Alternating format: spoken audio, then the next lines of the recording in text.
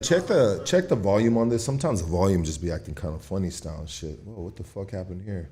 Look at that. That's new. Oh, we live right here, baby. It's game time. Let's go. Let's take it back a little bit of old school right here, baby. Little old school flavor on 99.9 Salty Nuts.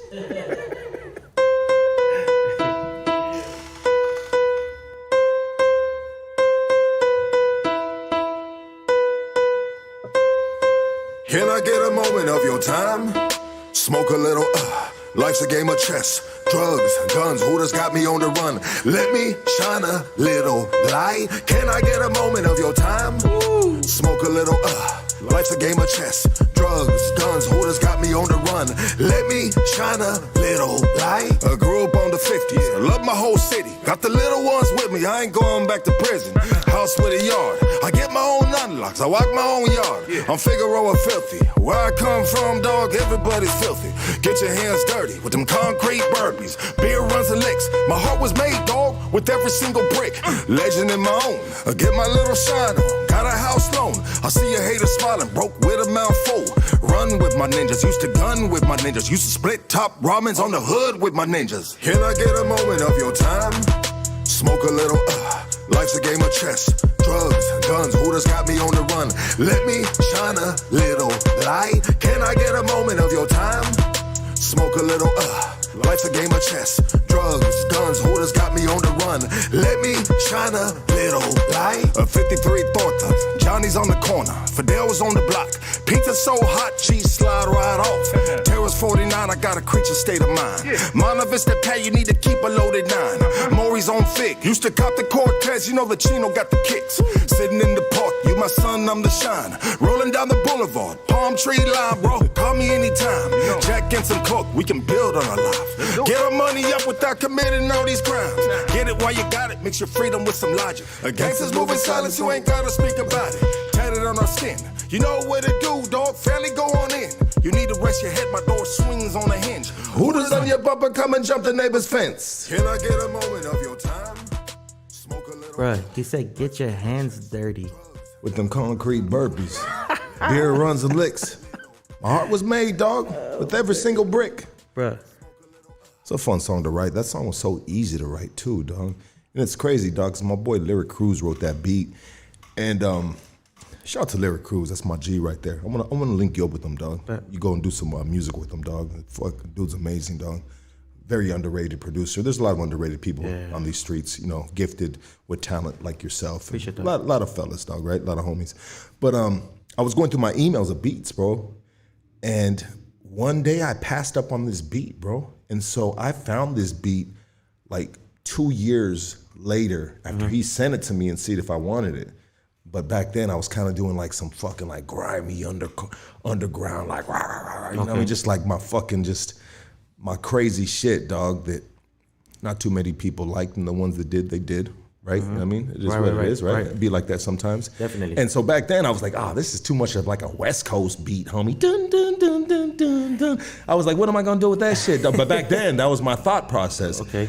But then when I stumbled upon it in my emails, old emails, bro, looking after his old beats that he sent me, I said, oh shit, can I get a moment of your time? And I just started, it was so freely, my boy. I wrote that song, dog, like, I shit you not, dog, like an hour, dog. You know what I mean? You know, and I mean, including, you know, when you write a song, you go back and you change this, you change that. I mean, it was just so easy to write, bro. And it be like that sometimes. Like, it be like that because when you have a beat, at that moment, your vibe might be somewhere else. When you get like, let's say a beats folder from somebody, right? Yeah. So you put it away, and like you said, time after time later, you might go, and then one day it just flowed like that. It'll just come out because it was calling you at that time. That's why I was feeling like it's calling you. Yeah, the music spoke to me at the time, and I had something to say. with that music, say back to it, so to speak, right? Today's podcast is brought to you by www.50rags.com. I mean, you can get all your fresh apparel at www.50rags.com, including this fucking hat right here. I once in a while drop these fucking red caps with the patches, baby. You know what I mean? Shout out to my boy Casey for putting me up on the red caps, because I was a Dickie shirt dude for the longest time, you know, with the flaps on it. But these red caps right here, my G, are the business, dog. You know what I mean? So real quick, let's give a big shoot over there. Casey, thank you, brother. Look at you, dog. No red cap today. No red cap today, but you are filling out that fucking extra small shirt like a fucking big dog. You know it. Look at you, dog. Oh my God, you got some rocks right there, baby. Let's see them, dog. Let's see them, baby. Some little fucking rocks. Right that reminds me of that one sticker about the female stickers. You know what I mean? They should be working. You know what I mean? No, don't keep a hoe down or something like that. You know what I mean? I forget what it is. Shout out to the homegirls. I mean, no disrespect. You know, we like talking shit to this guy right here. You know what I mean? And he's got his own hat. You sewed that own hat, right? Yes, I did. I sewed it by hand. By hand? Not with your machines? Actually with my machines, but okay. I guess I cut it with my hands and use my hands to push it through the machine. That's legit. That's amazing, dog. I'm waiting to get one back. That's what he does on Tuesday. Okay, dope, bro. I mean, how can if people want to get one of those hats, how can they? You would have to DM me because I'm kind of mostly only doing custom orders right now. There it is there, baby. Holler at Casey, and I'm going to start putting his Instagram link in the description, baby. Today's podcast is a story of one man's journey. These men and women that come on this podcast and share their most intimate stories put them in a very vulnerable position, because not everybody's about that life. So I just want to say much love and respect to all that have blessed this stage. You know, that have put the pride, put the guard down, and opened up. You know what I mean? Like, some people hear stories on this platform for the first time, and that's their family member on the other side of that screen.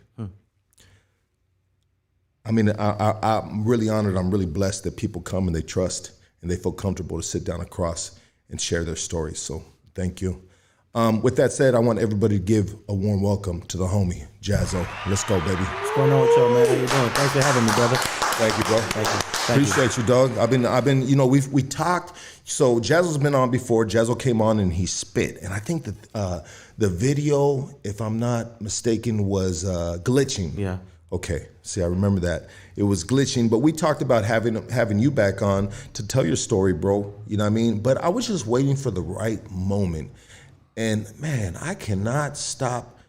I mean, this dude, if you guys don't follow him on Instagram, make sure you follow him on Instagram. The link is right down below on the screen. But this dude has a relentless hustle in him. Like, every day, my G, I see you hustling. I see you grinding. I see you pushing, my boy. And finally I said, you know what? It's time to get the homie on here, bro. Appreciate that. You know, so. Appreciate that, real talk. Yeah, absolutely, dog. You know what I mean? I mean, how's everything been going? Everything's been good, man. You know what I'm saying? All this COVID shit and everything, you know what I'm saying? Working, I work at a hospital. So like, having to deal with that it's been pretty crazy, you feel me? So just stressful and stuff, but you know what I'm saying? I got the business going, which is a different type of stress, but relieves my stress from the whole work environment. And I just been grinding on that, man. I think I use that as my talking about the sober. That's like my out. You know what I'm saying? Instead of being in the streets and doing some crazy stuff, it's like let me do something more productive. So I go to the store, and I mean, it's frustration, but it's productive. So for those that don't know, when you say I go to the store, for those that are meeting you for the first time today on this podcast, would you mind letting people know? So you work in a hospital basically to fund your dream, right? Yeah, take care of the family and to fund my dream. A lot of people try to look at having a job as a certain way. Like, I found a way to, you know what I'm saying? Like you said something earlier, cheat code. Like, I found a way to use my job to push my side hustle. You know what I'm saying? And I used the job, and I just thought of it as a hustle. Anything you do to make your money is your hustle. So I just use my job, turn it into the hustle, and then use that to do another hustle, which is my store, which is my clothing brand, Knack Inc. I've been pushing that for about 10 years now, even before I started music. I started that with my son. My son was skateboarding. He was getting real frustrated, so I told him, like, you know, I'll sponsor you. I'll do it myself. We'll start our own thing. And we started Knack Inc., and that was about 10 years ago. And from that, we just kept it pushing, and to the point where we got a store now in downtown LA. We sell the brand, we sell sneakers, you know what I'm saying, other like Supreme and stuff like that too, skateboards, spray paint, you know what I'm saying. Yeah, just the whole hip hop culture right there, you know what I'm saying, come through. It's just what we do right there. It's the culture of hip hop. We try to keep everything going. Yeah, hey, it's amazing, bro. I see you recording music there sometimes. Yeah, I got the. I mean, it's a one-stop shop, baby. You can go here, homie. You can get a skateboard. You can get your whole fucking fit right, homie. Yeah. He got the retros. This dude got some jewels. He got some gems in that bitch. And you can walk out with a brand new single, homie. Right, real talk. I should have like a little price list. Session and sneakers this much.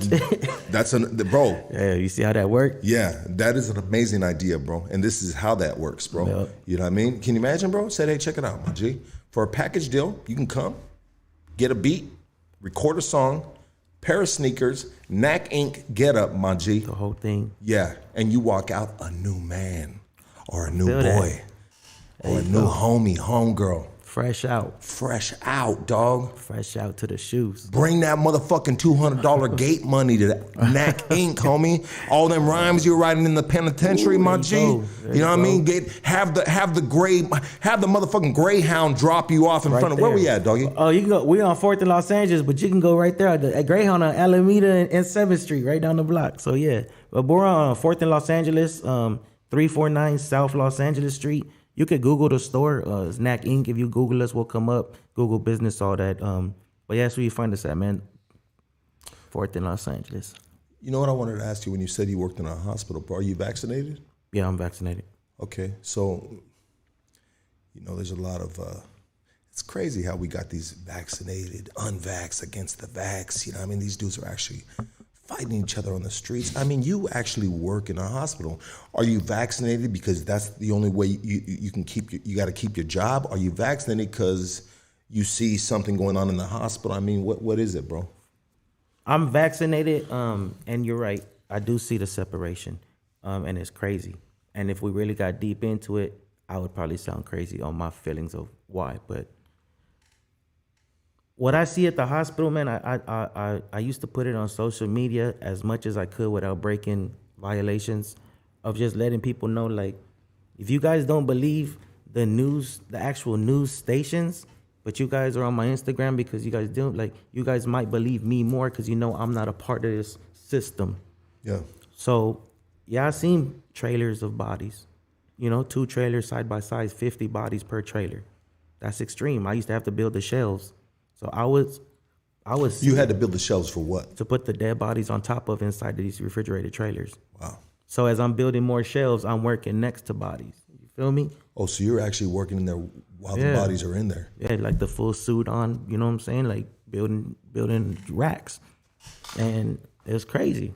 What's going through your mind, bro, when you're in that trailer? So it's a refrigerated, right? Refrigerated trailer. It's a refrigerated trailer. You're in there in a suit, building shelves to put more dead bodies on the shelves to make room while there's dead bodies in there. I mean, is there a smell in there? Are you praying the whole time? Are you saying, hey, what's up, Larry? I see you, man. You were a good man. I heard about you. I mean, all jokes aside, I'm just saying, like what is going through in your head, my G? All of that, the humor and the fear. Like, I'm gonna take this shit home to my family. Like, how do you know what I'm saying? Like, every day we had a meeting at work and I was telling them, like, I had a point of like hating to come to work every day because while everybody got to run from it, I had to run to it.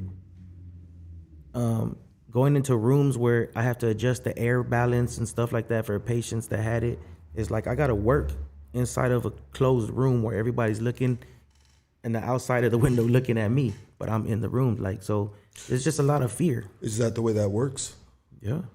So you're inside the trailer with the dead bodies, building the shelves, and your supervisors are outside able to see you through a window? Well, the doors of the trailers open, so they see us, you know what I'm saying? But like in the rooms, patient rooms where people actually had COVID or have it, having to fix a sink or go work on their toilet. You know what I'm saying? Like working on a toilet takes time. So that means I'm sitting in a closed, sealed room with a patient that has this, But this is my job. Like, it's either you go do it or you're going to keep telling them no until you get fired. You feel me? I apologize on my confusion, bro, because I was still focused on that trailer of the dead bodies. That's crazy. So we're talking about in the actual hospital. Obviously, you're part of the maintenance crew of the hospital, right? Yeah. So we're talking about in the hospital, they have everything sectioned off with basically temporary, like zipper. Zippers, magnet shields closing. So we got doors that close, and then we put shields in front of those. And then we have the rooms negative balance, so the air doesn't push out. It sucks in and then straight out to the ceiling, you know what I'm saying, and the roof and out. Wow. And so you go into these rooms with the patients because, hey, the patient that has COVID, you know, has got to drop a deuce and the fucking toilet is clogged up. Right. So, hey, Jazzo, we need you over here in room 123. We need you to fix his toilet. So you go in there suited up, right? Yeah, how suited up? Like an astronaut suit? Like astronaut suit, zipped up, a different face mask, got to wear a shield. And then they got the little hood cover that make you look like the dude from South Park. You feel me? Yeah. But yeah, fully, you know what I'm saying, gloves, different type of mask, booties on your shoes, type of stuff like that. And what have you had conversations with these individuals? And the two-part question: conversations with these individuals that have had the COVID, and they're in bad shape. They're segregated off in these temporary housing rooms. But have you had conversations and then come back the next day and see that they have passed on? I haven't had conversations with them, but I have come the next day and seen them gone. Yeah. That is true. You know what I'm saying? I would have to check like the air balance room every single day. So I'll see you every single day. And then one day that bed is gone. And do you ask or is it? I'll ask. You ask. And you said, hey, what happened to, are these older people? Where's this dude at? Oh, he passed last night. Like, damn. Okay. It's just real. So when it comes to the COVID shot, you got a lot of conspiracy theorists out there saying all this crazy stuff, and I hate going down them rabbit holes, and I hate entertaining this shit. And honestly, I personally rather occupy my time taking care of my family and worrying about what's in front of me, right? You know, than going down these rabbit holes. I'm paranoid enough with certain things, you know, in my life. I felt I went down the rabbit hole trying to get people out the rabbit hole. Like on my social media, like people were like really tuning in to the point where I felt like I had to because you guys is going too crazy. Let me show you what I'm actually seeing, to where it was just affecting me. You feel me? I know what I see. I know what I'm gonna tell y'all. Yes, it's real. The vaccine, I don't know, bro. I don't know about the vaccine, but why not? You feel me? That's what I said. I said, you know what? I'm a guinea pig right here, dog. And I don't know what to do, but damn, I'd rather roll my dice right here. And I put a lot of shit in my system throughout the years. A lot of drugs, a lot of dope, homie. Exactly. You know what I ain't scared of this little ass shot, homie. Give me that bitch, dog. You know what I mean? If statistics, we gotta believe. Did you ask if you could snort it? Would people get the shot if you could snort it? I asked him to put it in a pookie, homie. See? You feel me? But yeah, true. At first I was with the conspiracy theorists as far as like not getting the shot type thing, to where one day I went to work and my boss said, Eric, you get your shot? I told him, nope. All right, I need you to sign this paper.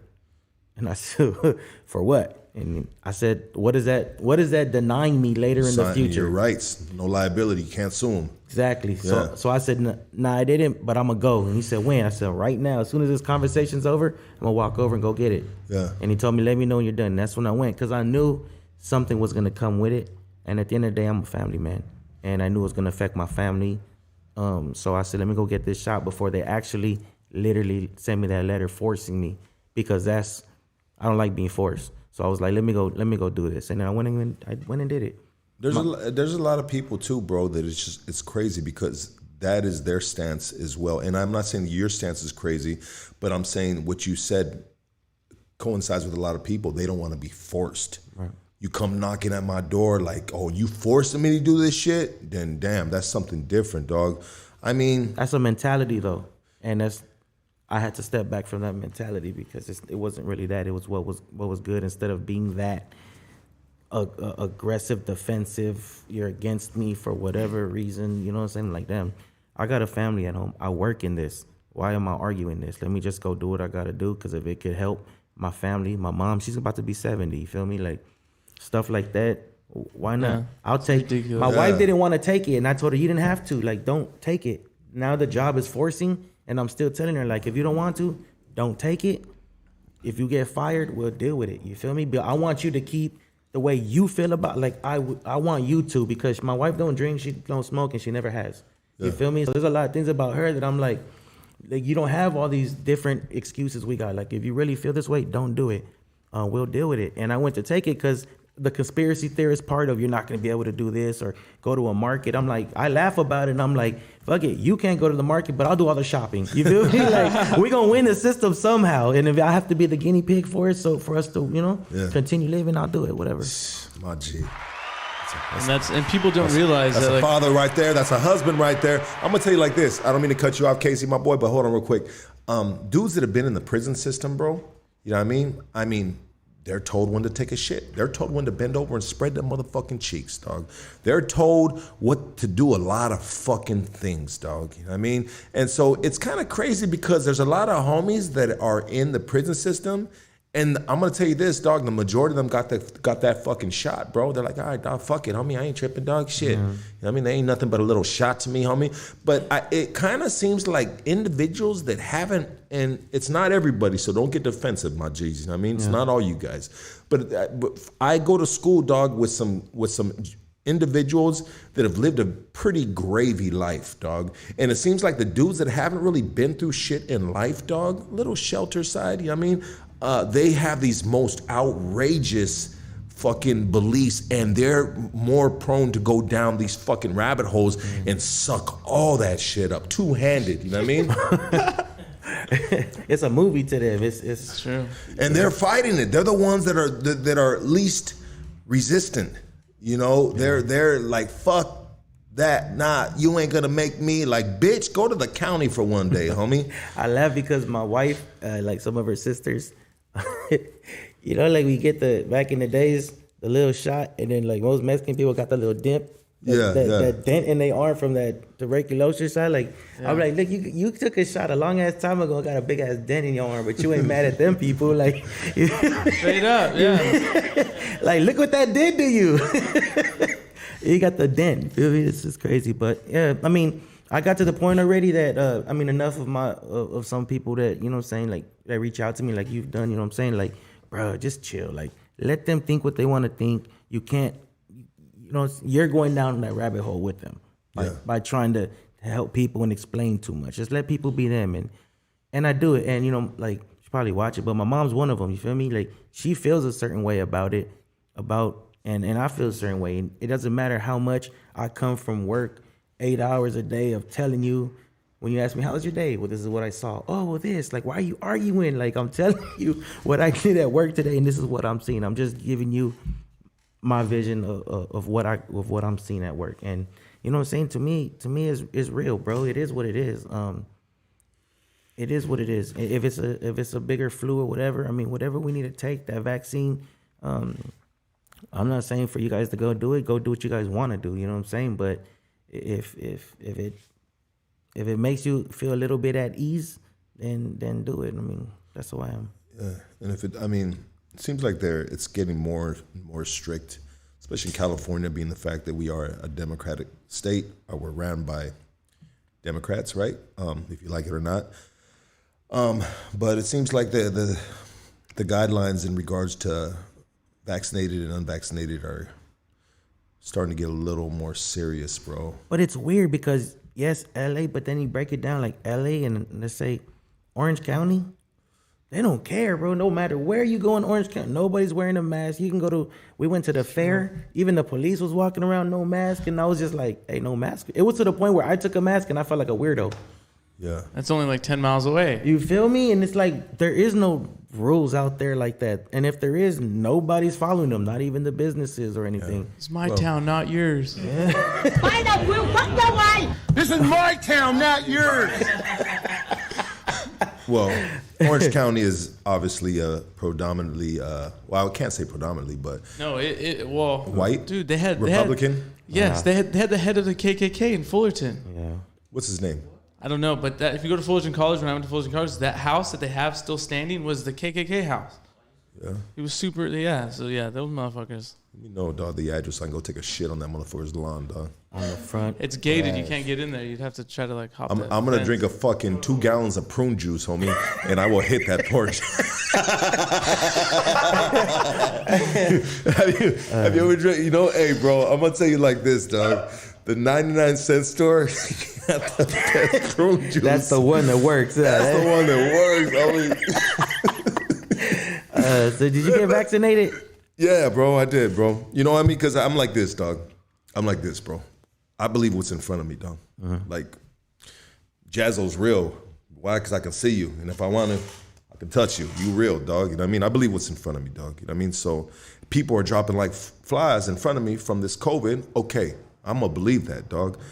I seen a couple homies, dog, that I didn't interact with them a lot throughout the years, but since I've been out, we followed each other, you know what I mean, on Facebook or Instagram. But I was looking at a Facebook post one day, and it was this cat, you know, just kind of like he's been an upcoming rapper for a lot of years, trying to make it in the scene, and I see him grind. And all of a sudden, this was kind of my breaking point, dog. Of finally saying, all right, fuck it, I'm gonna get it, dog. He was in the hospital, and I'm used to not seeing him in the hospital. I'm used to seeing him doing his little music videos or promoting his music, dog. You know what I mean? Because I always stop and I peep him out and I give him a thumbs up or a like or something, you know what I mean? Or sometimes I won't. I mean, I'll keep it pushing. But this time I seen him in the hospital in bad shape, dog, you know? And he said, stop fucking around. Get vaccinated. Don't wait like me until you're in this fucking hospital bed. I can't fucking breathe, you know? And sometimes on social media, you go through a post and you feel like they're talking to you. Sometimes we read something and we needed to hear this. So that day, bro, I felt like, okay, you know, I'm gonna get vaccinated, baby. I mean, shit, smoke crack cocaine, PCP, methamphetamine out of my motherfucking Christmas bulb light, dog. My homie had Christmas lights, dog. We smoked every single bulb off that bitch, dog. I mean, I'm just saying, dog. What's a little motherfucking shot in the fucking arm, dog? Real, you know what I mean, talk, bro. And I fucking got the shot, baby. You know what I mean? You know. And I you know, I worry about my kids, dog. You know what I mean? I just like, you know. I just, you know, got to take care of my kids, dog. Definitely. So I got the shot because I don't want to get taken out. But some fools be like, man, homie, you fucking been shot, stabbed, homie, bop, bop, bop, whoa, whoa, whoa. I'm still standing, dog. Ain't no little fucking whoop-de-whoop-whoop. But I don't want to say that because I don't want to jinx myself, dog. Yeah. You know what I mean? You know, you start fucking popping off like that, dog. That's kind of dangerous, dog. I don't like popping off like that, dog, because I feel like that can possibly open up a door to karma or something, you know what I mean? Yeah. Or, you know, direct that bad shit to you and it's coming to you faster or something. I don't know, bro. No, I'm not better lack of words, right? But yeah, I just got the shot, dog. I got the shot and I told motherfuckers, I said, bro, I know. Guinea pig, dog. Is what it is, baby. You know?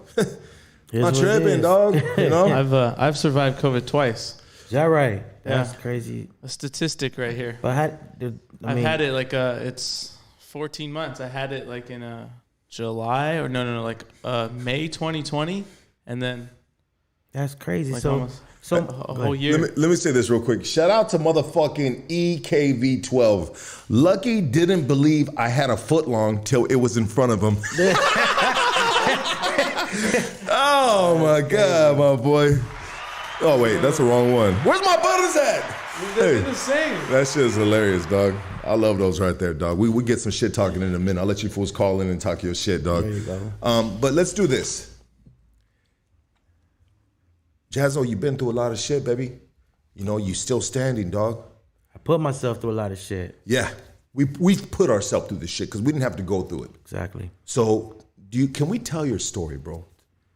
Yeah. Where do we start when we tell Jazzo's story? One day, you know, when your son, dog, watch this back, dog. Look at her like that, you know what I mean? one day, son gonna watch this bag, dog, and be like, damn, that's how it all started. He did tell me about that. You know, I remember that. It's been a long journey, man.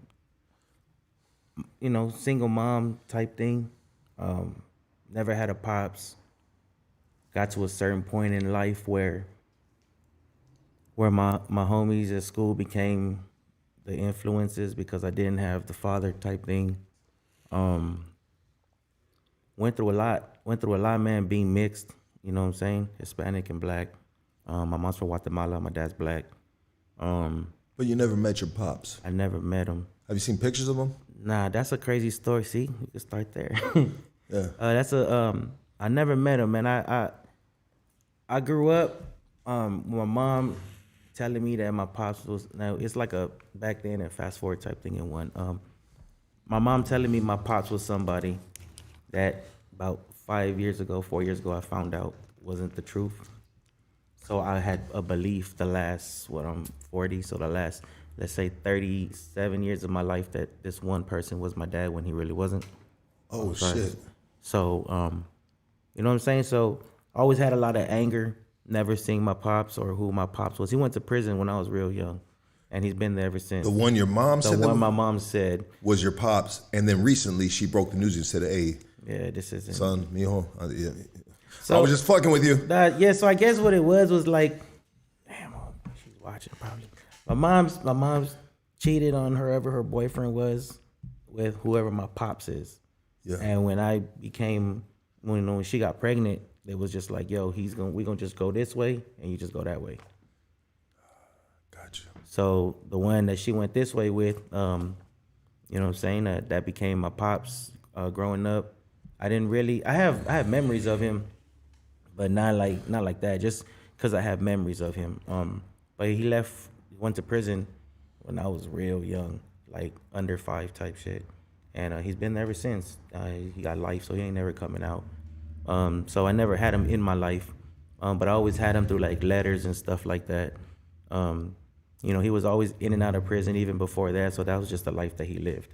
So he would always send me letters, and growing up, you know, we'll get letters, birthday cards, and then that disappeared for like years. And then I was going to a private school when I was younger in Southgate, and then I got expelled probably like 5th grade, and then I had to go to a regular school. So I went to Culver City, and then out there the cultural shock was different because in Southgate was like, it started out white when I was younger, and then more Latinos started to move in.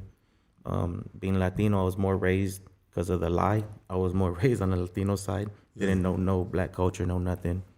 But always for some reason was like, my mom had a lot of black friends and stuff, so we'll go places and like they'll attach quick to me, like, or the kids will be like, oh, you like us and this and that. Like, and I was like, what? What are you talking about? Like, I was just a little Hispanic kid in my head. I didn't catch on to the black part. So like growing up and then going through like junior high school, I had a lot of problems, like with my own race type shit, you feel me? So then with the Latino side. With the Latino side, because I still didn't understand. I still didn't know I had the black side, so I was always defending, like, I'm not black.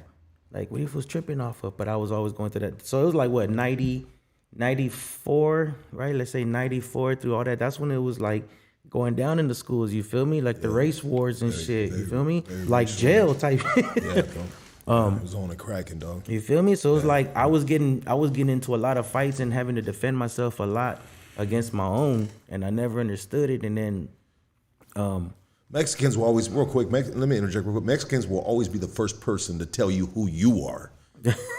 Go ahead, my boy. I guess. Let me tell you who you are. Had a conversation with God last night. Yeah, right. You know what I'm saying? And then, so I just grew up like that, man, and got into some trouble in 10th grade. You know, took me a weapon to school. I had enough, basically. Somebody snitched me out. I got arrested, and that was like downhill right there.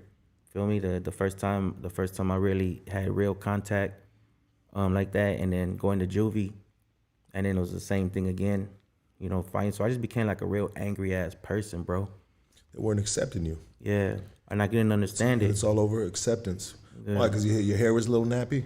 Yeah, exactly. My mom too, like people back when they would wear like the bald hair with the bangs type shit. Yeah. Like I used to want that. My mom would be like, nah, you have curly hair. You can't do that. But I was like lost because I was like, oh, my family do it. Like, why I can't do it? Because I still didn't understand I really didn't understand that I was half black. Yeah. You know what I mean? So I was really lost. You were trying to straighten them naps out. Bruh, all the time. With an iron, one of those gel, all that shit. Like, yeah, exactly. You ever trip out on? And I'm not. And just curl up like a rabbit's ass. Yeah. Said, motherfucker, you ain't fucking with me like that. Yeah, this is where we at. Hey, you ever trip, bro, on like some of the oldies, some of the soul singers back in the day, bro? They straightened their shit out. They had the fucking shit looking like the Elvis Presley haircut. Permed out and shit. Yeah, bro. They were really like, oh, dog, yeah. They were trying to take the shit out and just trying to like look like Murray's. Look the part, yeah. They use Murray's. Look the part. It's like how Murray's came about. Is that how Murray's came about? Yeah. Yeah. So it was originally for like the African American culture. That's like where they made it. Like they made it for themselves. So be able to do them hairstyles and stuff. That's like pure oiled like pomade, yeah. Yeah. Go ahead, dog. Sorry. So that kind of introduced me more to like all my homies in high school and all that was like gang banging. That's when I started trying to gang bang because I felt accepted. Yeah. But it was like by the black kids at school, you feel me? And I never understood that. When I finally had figured it out, I was fighting one time, bro. I was getting jumped. And the fight got easier and easier, and I was wondering, why is it getting easier? And I looked around, and there was a bunch of kids helping me out. Boom, boom, boom. And I was just like, oh, shit. And then after that, they was like, hey, bro, like, you been going through a lot. You chilling with us. Yeah. So that was my influences, you feel me? And from there, man, I just started messing up. Started wanting to hang out, which caused problems with me and my mom. We still lived in Southgate, but I went to school in Culver City because my mom worked at Sony. So I would have that transfer. So that's when it was getting even crazier because I'll come to school and be good and then come home and here we go again. It was majority Latino. And so in Culver City at the time, what was it? What was the mix with everything? Like a complete mix, bro. Like complete mix. It's that West LA shit, baby. Yeah, like the Cambodia. It was even broken. Like the Cambodians hang out here. Like you know what I'm saying? The Samoans and the Tongans. Like it was really like that, bro. It was different. It was way different for me. You liked it better. Yeah, I did because everybody was chill with each other except the Hispanics and the blacks because it seemed everybody gang shit. Everybody got together here because over here was just so big. You feel me? And it was either like you're Latino or you're not. You feel me? Yeah. And that's where I got into like a lot of the struggles. And then going to juvie was the same thing. But then when I was in the streets, bro, I just became angry. So I was a graffiti artist. When I was getting into gangbanging, I met my friend Pac-Man. Who lived across the street from me, and he was a tagger, and I was just like on my gang shit, bro, trying to be this gang member. And he told me one time, like, why you want to do that shit? Like, you're gonna die. Now we're young, like 14, 13, 14. I'm like, what the hell you mean? Like, that's what this is what's been protecting me all this time. As I started hanging out with him, he started forcing me, like literally, like he'll throw a book and a pencil, like, here, write this name out. Do this, do that. And like, I would watch him and I would start writing in a little piece book. And then one night he was like, let's go paint with me. So I went with him and we destroyed like a massive part of LA. Like it was destructive, bro. Yeah. And I was like, damn, I can destroy shit, get my anger out, do all that on these streets artistically. Therapeutic. Yeah. And then after that, I just got straight into the graph game. Was doing that. You know, that's good. That saved you, bro. It saved me. Graffiti saved me. Definitely saved me. Some people may hear that and be like, "What do you mean graffiti saved you?" I mean, you just don't understand, my G. Yeah, my mom would see me with my little book when I was younger, and she would always ask me like, "What are you trying to do?" And that's when I was like trying to learn lettering, because like she would punish me a lot because I was messing up. So I would always be like drawing books and learn how to draw animals. So that stuff like had passed me. Once I got into the graffiti, was like lettering. And yeah, it really did save me, bro. Like, I would get mad. I would get mad and go out and paint some shit, like, you know what I'm saying? And bomb some shit on. Yeah, like, didn't care if I got caught, even though I never did. But that really saved me. But in that time too, it was like when it was the green light on taggers. Yeah. So it was like, now I'm on this side. Now I'm doing this, but I'm still having to fight or be careful or get shot at. Like, now it became like kind of like the gang life. You feel me? So there was still that negativity in there, and I just kept getting attracted to like the negativity of shit, bro. Me and one of my boys, we got introduced to each other about, like, I was like about 18, 19 years old. And he was hitting licks like on stores, like going to stealing clothes, you know what I'm saying, and then coming back selling them in the hood and stuff like that. And I wasn't really having clothes or nothing back then, so once we got linked, I would go and I'll start working with him, and it was like an 8-hour shift, and we would go, man, and we started doing that, and I started coming up on clothes, and like we would sell at the high schools. What we'd do is we'll go to the malls in the morning. We'll still close, and then we'll go to the high schools right before they was getting out, and we'll pop the trunk. And as everybody walked out, we had all the clothes, so we was lacing the whole school up, bro. Like, we was the, you feel me? And half price, baby. Yeah, real talk. You go cross colors. Nah, it was like the Sean Johns and that's the Rockaware and Fat Farm, Nautica, Polo. Man, it was bad. All the fresh shit back then. Yeah, it was bad, bro. I even got a job. Trip out, this how bad. I even got a job at a shoe store. So I guess that was the inside. I was the insider. Like, let me go get a job, and then we in, bro. We could start hitting licks from the inside, and we did. Yeah. Like, you feel me? Like, that was it, bro. Fashion and money. Well, it got me, like, you know, went from graffiti. Graffiti has the fashion. I got into, like, I was always dressing a certain way. I was known for that when I was younger too, you know, dressing tennis shoes and stuff like that. But that is just like graffiti, bro. And then getting into then we got into like stealing cars. You feel me? Mustangs, was stealing 5.0s and making money off of that. So it's like, I was always in the streets doing what I shouldn't be doing. And it was always with people that was doing it. And it was like, I would get attracted to these people only. It wasn't that it was like these other people were squares. I just literally was attracted to, like, just doing destructive, wrong shit. You feel me? It's a lifestyle, dog. It's a culture, dog. It is. We're attracted to what we were all attracted to at that time, dog. You know what I mean? It was in style, bro. Literally. It was like in style, dog. Like, bro, we found out how to make money through like house parties. Like, we would go to like Albertsons and shit, like 20 of us, and we'll do runouts with like mad bottles, bro. And then we go to parties, and then we'll sell it to the people who throw in the parties. You feel me? So we was stocking up all these house parties with all the liquor and shit like that. So it was just like money, bro. And then you know, finally a motherfucker got caught.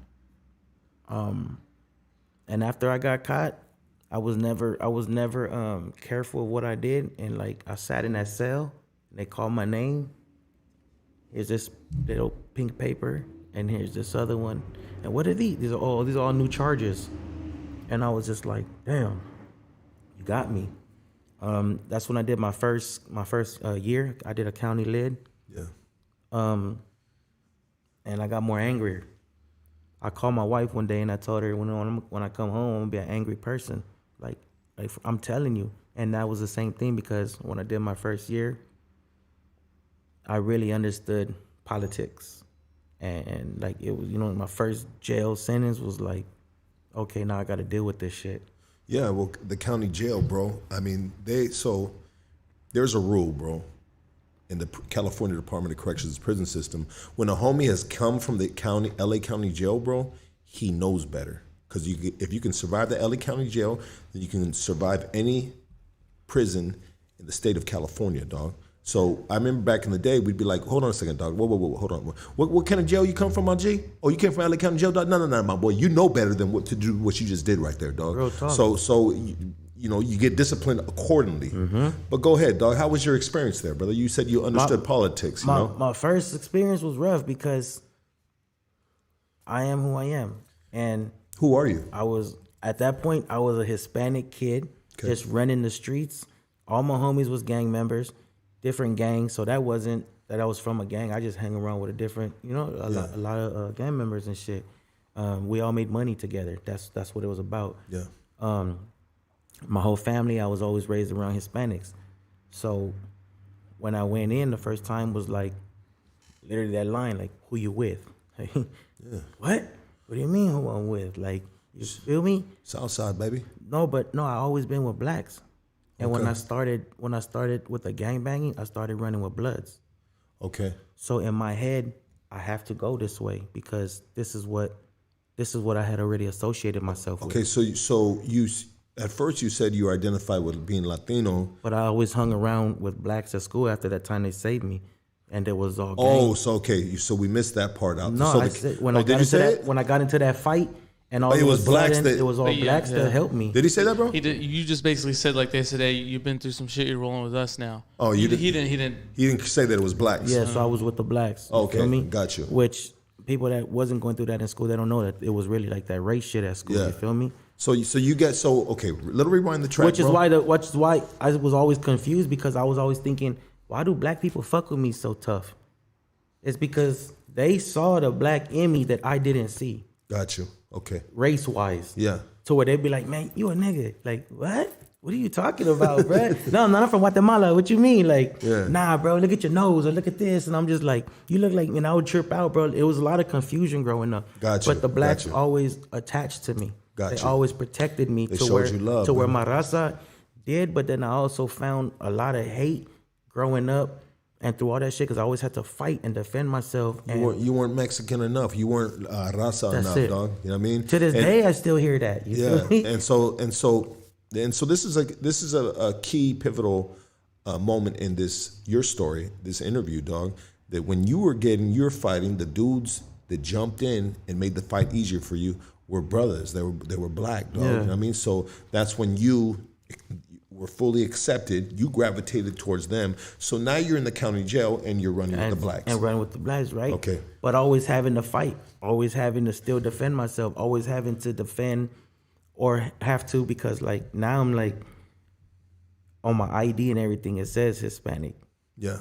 So when the paperwork is shit or like the separations happen, like there's a riot about to crack, split up, everybody, and there's like such and such this way, and I'm just like, oh, I gotta go this way. Nah, your paperwork says this. Like, yeah, but look, yeah, I gotta go this way, bro. But I fucked up on that paperwork. Yeah, I gotta go that way. You feel me? That's a misprint. Yeah. So okay. Yeah. It just made it was a hard thing. But then after that first year, bro, I was going in and out a lot, and I already understood the program. Yeah. And to people, like I tell my son, my middle child, you guys are hard in the streets. Yeah, you're hard. You don't want to go to jail, bro. It's a whole different world. Like, you don't need to go to jail. And you don't want to go in there hard either. Because you're gonna have to prove it. It's not fighting little kids on your block no more. It's fighting little kids and grown-ass men or whoever else wants to challenge you trying to be, you know what I'm saying? And like you said, there's programs, there's routine, there's rules. Once I started understanding the rules in jail, my life on the streets started changing too. Because I started understanding just the way people are. I remember one time I was going to get into a fight, man, in jail, because it's like you telling me, go ahead, man, sit down, sit on my bed. Boom, I sat down and dude started flipping out on me. And I'm like, the hell, bro, you just told me I could sit down. He was like, yeah, but not on my pillow. And I was just like, what? Like, fucking, then you should have moved. Like, and I didn't understand. You're not supposed to sit on another man's pillow, bro. He rests his face there, dog. Exactly what he told me, but I didn't know that. And you rest those bums on the toilet, sir. Exactly. And it was like, damn, it was a whole perception of respect. I understood respect. Yeah, you didn't think nothing of it. You just sitting down, you know what I mean? And now I see it, you know what I'm saying? You understand those little... I understand, and growing up in the world, being able to maneuver, I think jail did change me to prepare me for the streets, like you said, more, you know what I'm saying? Where I could walk through a neighborhood that I'm not from, looking a certain way, and not be worried because I understand and respect where I'm at. I know already. And I don't think a lot of people these days have that, man. And I think that helped get me. I think these negative experiences helped me to get to where I am today, to maneuver different. Absolutely, absolutely, dog. That's what life does to you sometimes, dog. You know what I mean? You know what? You know what's crazy, bro, is because a lot of the homies that I know, bro, you know, Raza, good solid homies, Southsiders, bro, they all vouch for you, dog. And they're like, hey, that homie Jazzo, that's the homie right there. That's the homie. So it seems like I mean, it seems like there's a lot of Raza around you that are finally accepting you, you know, or they fuck with you, dog, or you build a rapport with them, dog. You know what I mean? Yeah, I have noticed that, but this was like, these are people, these people you speak of are I didn't know these people back then. These are all people within the last few years. And got you. I think what one of my buddies told me one time is he likes what I do because I don't push any race. Like I'm from Guatemala and I'm black, but I don't use the card on either one. I just do what I do. You get love from both sides, and that's how I can achieve that love from both sides. You know, I'll pop up at a festival for, let's say there's one like today at the Lamar Park area, a Guatemalan festival. I'm supposed to pop up. You know what I'm saying? Like I go support everybody, but I don't like push either one of my races above. I just am who I am, and I think that's why I'm able to get love from people like that, because I'm not pushing something, but accept what I'm doing. You know what I'm saying? So it's cool though. I love it. You know, there's two homies, dog, two black homies, dog.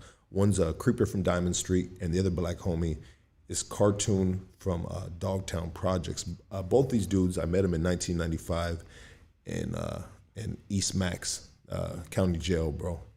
And these dudes, like, we call Creeper, it's called Creeper. Silky, what up, Silky? Tall, that dude's smoother than a motherfucker, dog. And then Cartoon, he was just like, blacker than black, both of them, dog. But Cartoon would talk like a straight fucking cholo, dog. You know what I mean? Like, what's up, I'm saying? You know what I mean? Yeah. And it was just like, you know. It's a trip. It's a trip, bro. But you love it, dog. You love it because, you know, LA, bro, you know what I mean? Like we got Asian dudes, you know what I mean? We got like, you know, me, my mom's Mexican, my pops is Russian Jew, dog. You know what I mean? Like it's just a melting pot, but it's just crazy what the streets do and you know, whatever, bro. Well, so trip out. The one that played my dad, he was Japanese and German. So imagine I'm growing up, Guatemalan, Japanese and German, black. Like, what the fuck, right? But, so he's Japanese, and bet you said that. But he was from Puente. Okay. He was a Southsider, but he was Japanese and German. That's hey, crazy. Bro. Yeah. Hey. And this is in the 80s. Get in where you fit in, this baby. This is the 80s, and he had been, him and his brother, they were both from Puente, yeah. And they had been in that shit, like the prison system before that even, like, you know what I'm saying? Like, bro, it's Pelican Bay. He was like one of the first inmates in Pelican Bay type shit. Yeah, you feel me? Like, so it was like, he was always in the system, but yeah, he was Japanese and German. He was a Southsider. That's dope. So check it out, bro. So you get out from doing that, you're in the county jail, bro. I get forced to make a choice. You want to go back to jail? You want to go to school? Like, what you want? When I get out, my PO's like, what you want to do? Yeah. So I'm like, man, I'm gonna go to school. Like, I'm not gonna get a job. Like, I don't want to do none of that. I'm gonna go to school. So I ended up going to LA Trade Tech College. I was still running the streets, but I got the probation off my ass. So I started going for like dumb random stuff. Weightlifting. Obviously, I don't weightlift no more. Weightlifting, speech class. I was trying to do whatever class just to get in, do my little hours to tell the PO I'm at school, and then go run the streets again. Yeah. It made no sense. I started messing up more. Then one day I was sitting out there and I seen all the kids in the corner with their peace books. They was dressed like I dress. Like, what's going on over here? They was always in front of this one building. I went over there. It's the art building. Oh, I'm in graphic design. I'm in sign painting. I'm in this. I'm in color theory. Now I'm a graffiti artist. So I'm just like, damn, I'm gonna chill. I don't want to go back this way. I want to chill on this side. So I ended up getting into sign painting, sign graphics at LA Trade Tech. Doc Guthrie as the teacher. And that shit changed my life. It's dope. Yeah. You feel me? Learning how to hand paint, learning the techniques of brush strokes, learning colors, how to mix colors, do all of that stuff. But I was still doing terrible in life, running the streets. I did first semester like 3 times. You feel me? Because you could only miss 3 days and then you were kicked out of class. Yeah. But that teacher was like, you had a tool list. And in this tool list, you must bring your tool list every single day to class with you because this is your job. So then he'll do random, like right now we'll be talking, he'll be like, all right, give me 2 number 3 pencils. Oh, shit. Like, I don't got them. Go home. Damn. Like, what? Fuck you mean go home? Oh, and that's an absence on your thing. Go home. Okay, that's one. Then the next day he'll be like, give me the 2 erasers. Damn, I got 1. No, I asked for 2. The paper says 2. Go home. Damn, bro. So he was really whipping us to like, this is what the real world is. You either come to work in that tunnel, you bring all your motherfucking tools because you can't go back to get them. You gotta come prepared, dog. Come prepared. Yeah. So this teacher used to beat this in us, bro. At that point, I fell off of school. It sounds like you got pushed out of school, bro. Yeah. Because of myself, though. Yeah, I get it, bro. But the technique, I understand you're trying to teach him something, bro. But to actually send the dude home and who knows where he's gonna end up when he could have been in that classroom, dog, can be very detrimental to an individual's path in life. But go ahead, dog. So trip out, you said that. Now me and my moms are at it. Probation's on me. I'm in the streets hiding, running around. I meet my girl, who's my wife today. I meet her. I'm ducking and dodging at her house. Nobody knows where to find me. Then one day I go to her house and her dad comes out mad, right? Her dad never like talked to me before. Like he would see me there and just give me looks and just go in the crib type shit. So one day he comes and he said, a white man came looking for you. Fuck you mean a white man came looking for me? Like it's never good. Like in a uniform? Like what is he wearing? Like break it down a little more. Sure it wasn't a mailman? Yeah, he's like, nah, a white dude came looking for you. Bro, I was spooked, disappeared. Yeah. So then my mom starts, looking for my girl, like, yo, Eric's teacher's looking for him. He came to the house. And I was like, that's probably the white dude that was coming to your house. So I told my mom, like, we weren't talking at that time. Me and my mom always had a rough relationship. So I told my mom, was it the teacher? She's like, yeah. So I called him, and he's like, bro, you need to come back to school. Wow. Okay. This is college. Okay. I'll give him that. He pushed you out, but now he's looking for you. I'll give him that. You need to come back. Yeah, he's one of them, huh? And I was just like, man, fuck this school. I'm good. You know what I'm saying? Like, and he's like, I'm just telling you, you need to. He was telling me come back, but he wasn't telling me like, come back, man. He was like, come back. All right, you don't want it? All right, fuck it. I'm just telling you, come back. Like, like one of those still rough at it. I'm just like, yeah. So it stuck in my head. So I was like, you know what? After a few months or maybe I don't know how long, I went back. Yeah. Back to first semester again. Back to the semester where me and him was fighting every day. Yeah. I made it past first semester. I made it past second semester. Now we're at a point where we're doing these major paintings and we're arguing over colors because I'm putting my graffiti influence into business signs, colors that you don't use on a business. But I'm throwing in all these greens, these colors, and we would argue, right? But then he'll come and say, as the business, you got an F, but as what you did, you like, just know that's just badass. You just can't do this on this person's sign. Yeah. So he started seeing like, you got it. Yeah, he started seeing your gift. Right? Yeah. I get arrested. I'm in jail. I'm in third semester. I finally made it. It's 4 semesters. I got 1 left, right? Go to jail. I get out. He's talking shit to me. I'll make it to 4th semester, bro. I make it to 4th semester. I get arrested again. I'm in court, and it's over. You're going to prison this time. No more little county lids for you. You're going to prison. I always got away with county lids, right? You're going to prison. My attorney says, I got a letter. The judge says, from who? From his teacher in the college. What the hell? So the judge is like, all right, pass it over. He starts reading it. Eric is a piece of shit. He is this. He is that. What the fuck? I'm done. It's over for me. This letter was a bunch of like, and hearing that, I was a piece of shit, bro. I was already doing drugs. Was that literally on the letter, bro? Yeah. From your college teacher? From my college teacher. And at the very end, it said, but this kid is more than this. I believe in him. Wow. Give him a chance. He can do it. Damn. 3/4 was this kid's a piece of shit. And that last part was, but just, I'm telling you, just let him go. Wow. And the judge did. When I came back, Damn. I got into a car accident. So I got this on my head. Yeah, it's a nasty ass scar, bro. I was crushed in between two cars. I was in between a parked car and a moving car. I almost died. At that point, I was already using drugs. I was on meth. Bad. And when I was going to jail before this and through the time when I was messing up is when I was doing meth.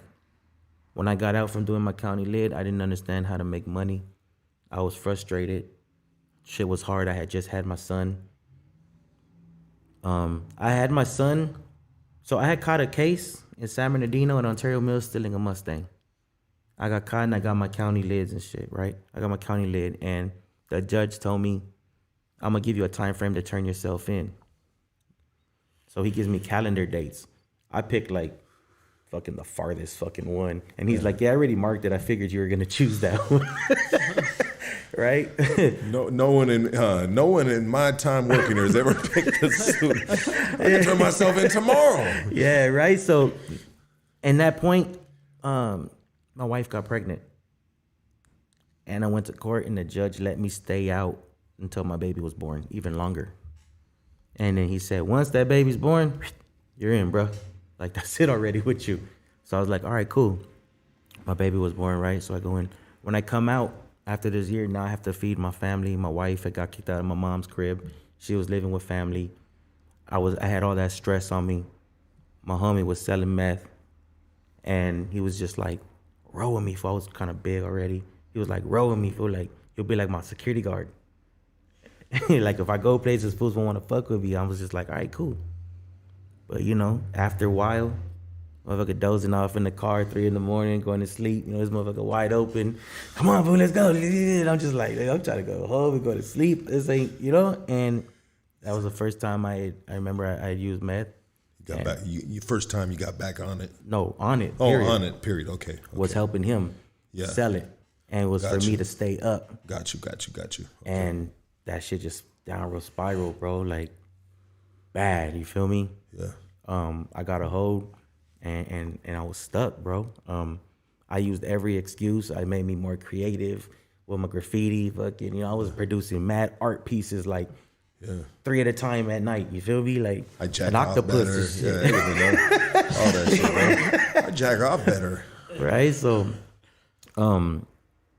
I remember when this car accident, bro, I was on a super good one and I was getting ready. Scion was dropping their first car, period.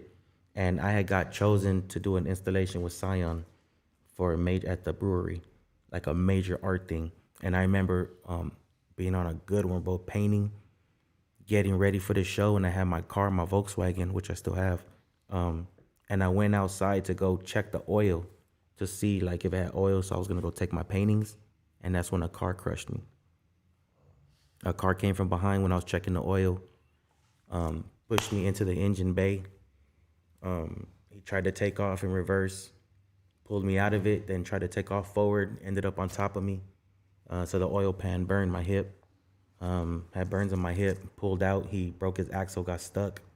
My whole head was open. My wife was at work, my kids were at school. And my neighbor, she had seen what happened. She ran downstairs and she was holding me. And the ambulance driver, they came, they got me. I woke up like 5 days later in the hospital, right here at the county, USC, with a dude next to me and his leg snapped back like the other way, right? So I'm waking up like, what the fuck? Like, and I look on this side, there's another dude moaning, and I'm like, and the nurse walks up, she goes, oh, you're up again. What do you mean I'm up again? Where am I? She's like, you don't remember nothing? I don't remember nothing. She's like, you got hit by a car, this and that. Like, I start crying. I just black out. I wake up again. I don't know how long. It's my aunt. She's feeding me. She's like, papi, out at the walk, like, open your valve. And I'm just like, what are you doing here? Like, where am I? She tells me the story. It happened for like another week of me waking up, falling asleep, waking up, asking everybody the exact same question.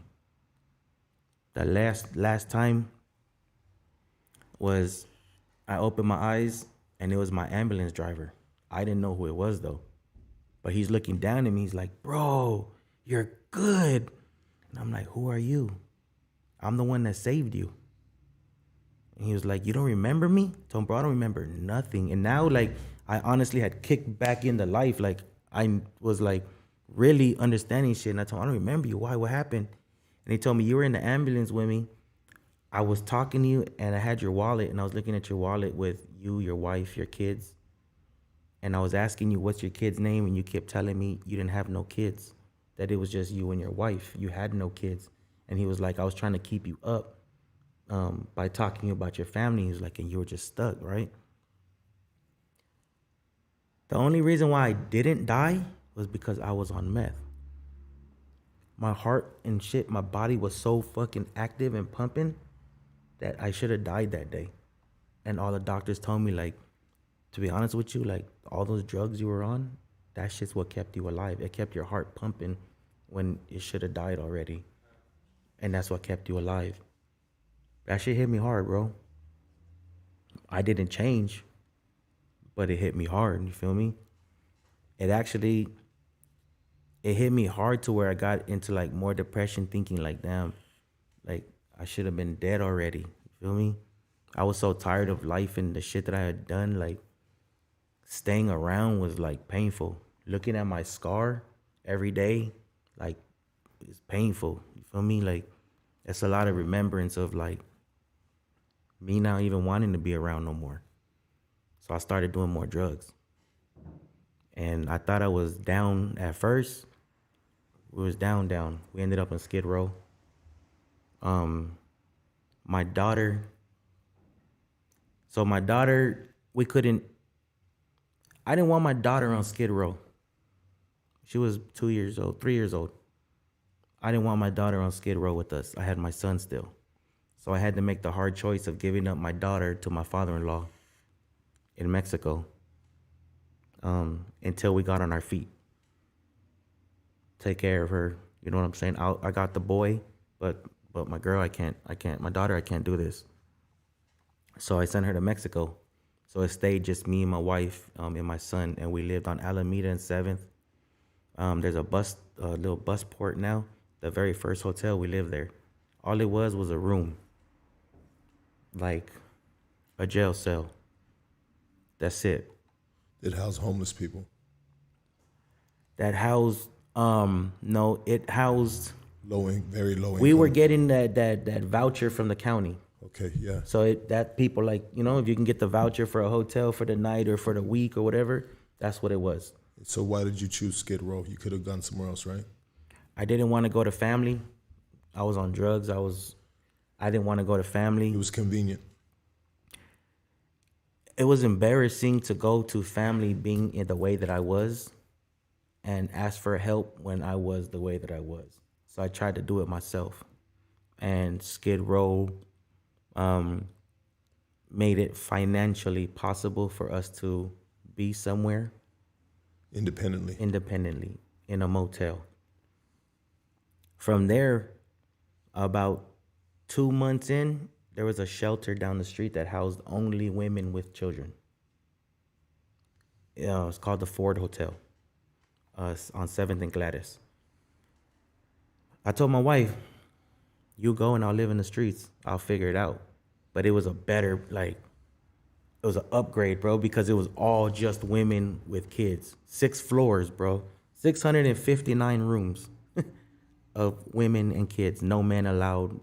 You know what I'm saying? They had a church bus that would come pick up the families, take them to church. They did a lot of stuff for them because it was the only woman and kids spot in Skid Row. She didn't want to do it.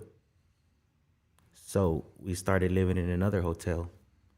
In that process, the Ford Hotel turned into families. So now the father could come live there. That's when we said, all right, let's try to get in. And we got in. We ended up staying there about 9 years. Wow. Living in this place on Skid Row. That's a long time, bro. So it's a long time. It made it possible for me to bring. We ended up bringing my daughter back because of the environment of it being a family place. We felt safer bringing her back with us, even though we were still on Skid Row. At least we could be a family in a more familiar environment. Yeah. You feel me? They did a lot of things for the kids. They had like little center. It was just a really good place for what it was. Yeah. So we brought my daughter back, and yeah, we stayed there 10 years, bro. And in that process, that whole time, we stayed in a room, but at least it had a sink where we could wash up. It had a community shower. So, you know, in that 10 years, it started changing as ownership changed. A new owner got the building and didn't give a fuck about the families. He cared about the money. So now it was no longer a family-oriented place. Now it was just, you want to rent a spot? I can rent you a spot. Yeah. Now all the dope dealers started coming in, drug addicts, anyone that could afford to stay there for the month because the county paid them and they just did drugs, fucking, you know what I'm saying?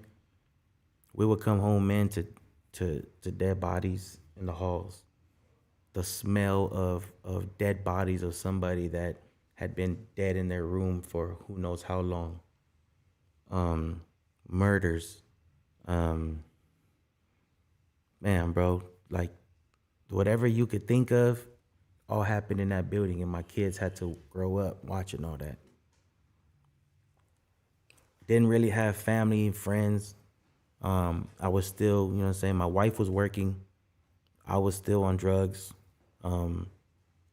I was always back and forth downtown to Southgate. I was always in the city, you know what I'm saying, but just running around, just doing nothing, just doing drugs, getting bullshit jobs, getting fired. My cousin tried to help me out with security. With construction, doing waterproofing. Was messing up, you know what I'm saying, giving him a bad look because I was just on drugs, you know what I'm saying, like lunch break, going and hitting the pookie. You know what I'm saying? Because I need a little energy boost or whatever. You know what I'm saying? Like, and just kept it going, bro. How was it living in Skid Row? That is a community. That is a whole. That's an underground community by itself, bro. Right? Skid Row is hell. It's the bottoms. It's the epicenter of like. Skid Row is the epicenter, bro. Like of just. Hell, I don't think there's any place like it. Everything is there, you feel me? And my kids had to grow up in that. My wife, you know, had to grow up or live in that. Me was different. I had been through a lot, then, you know, jails and things. Like, I really didn't give a shit. But, like, now that I look back, like, my family, it was hard, bro. We would have to sit in, like, those food lines for food. Clothes was donated clothes. Groceries, you know what I'm saying, like free groceries for people that would come and give groceries. Like, it was really rough, man. I always found a way to do family things. So like we was gone. Like I was is there such thing as, I was like functioning drug addict? Yeah, absolutely, bro. Where I still knew I had a family and I had to do things, but I was still had that selfish side of me. So like we would go to like eat dinners at Universal Studios and certain things, but it was like my wife's money because she was working. I just had the ideas, you feel me? Like, but like we would save money to be able to go do things or whatever. When I did have odd jobs or whatever, I was able to like achieve cars. So we would be able to go places. That's when the skateboarding with my son came, because we would go to like skate parks and stuff to get away, buy a Little Caesars pizza for $5 and hit the park. That was like, yeah, we made it, you know? It's a good day. It's a good day. Yeah. For that $5 pizza. Yeah. You know, I was stealing money like from my wife, you feel me? Like it was terrible, bro. And being in Skid Row didn't help. Christmas time, having to go to like shelters to get a toy for my kids. You know what I'm saying? Like Thanksgiving, like when we didn't do it, my mom was like cutting up a big turkey and cooking it on a George Foreman grill. But we always figured out. And I always told my wife, like, whenever we get out this shit and we get our first place, like, I'm gonna buy a Christmas tree. Because we never had a Christmas tree. My kids never had a Christmas tree. So in the 9 years of us living in this shelter, towards the end, we start getting letters. They're closing the shelter.